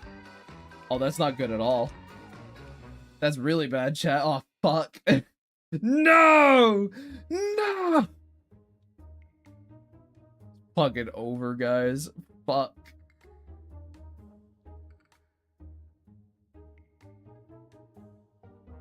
Oh, that's bad.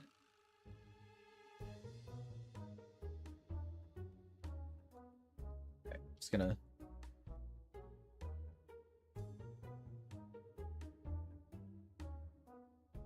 little yada yadas.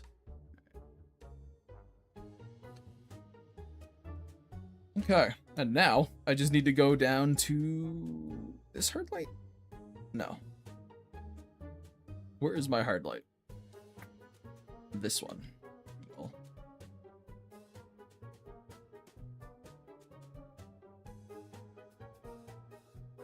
A warm kind of thing on that. Like that. Also grab this color. I kind of feel like I should saturate a little bit more, darken.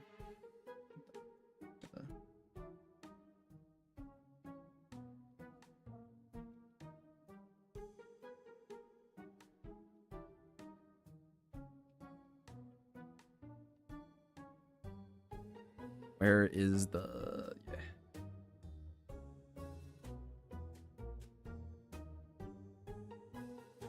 It's fine. It's fine, it's fine, it's fine, it's fine, it's fine!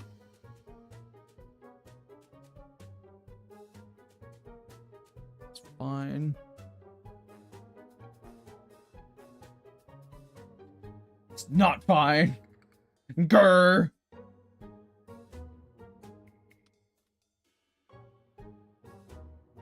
There we go. There, we got a little scribble done. A little muddier than I would like. So I wonder, actually. Chat, we're gonna see if this works. I'm gonna actually maybe turn this to more of a proper blue. But we're gonna try something here, chat. Grab everything but that. Merge all those layers. Copy it, undo it. And then... there. It's fine. Don't worry. Don't worry, chat. We got this. I'm doing my layer thing, seeing how that works. Layer mask, opposite side. Normal. Color. Turn it down. Maybe even turn it up. Turn it to like 40. There we go. Adds a little more color depth to it, chat. Just a little bit. Yippee, excellent work. Now you have to line art and color the mouse. Well, it's past cutoff time, actually. Another extra 15 minutes, so. Very nice, thank you. Might do another... Whoa. Might do another actual little... tiny little edit, right? Grab that. Then...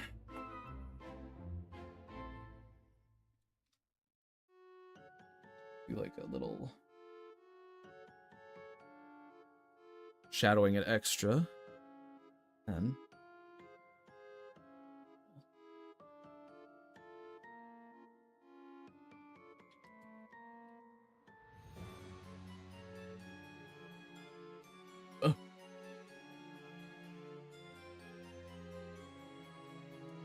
this. And I just give it a little bit of light there. And if I hit this with the color. Turn it to something warmer.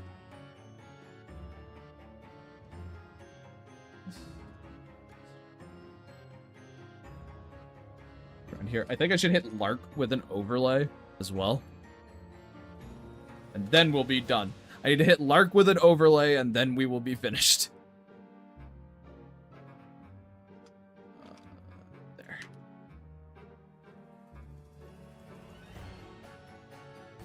Layer mask, mask outside, set it to hard lay. Or not even hard light. Should set it to overlay.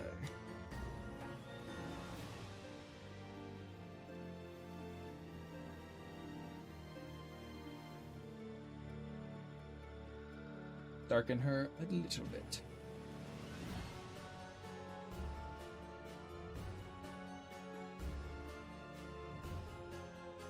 Is this something I should set the hard light on? Yeah. God damn it. Ugh. Ugh.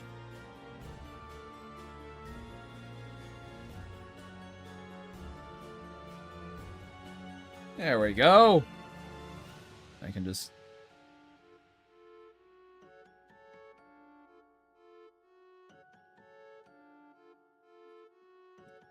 there we go, chat. Okay. Ugh. Now she's hoiding. Alright. I've got fucking work to do today, chat, so I'm gonna have to fucking die real quick. But thanks everyone for coming and having all the conversations and all that. Waking me up this morning is what you guys did. So, yeah, I'll be back tomorrow and we'll try and finish that fucking comic. Kind of knock that out. Hopefully people will enjoy that. So yeah, you guys have a good one. Oh, okay, Mr. Have a great one. I see. Mouse lighter next stream. Okay, yeah, anyway. All right, bye guys.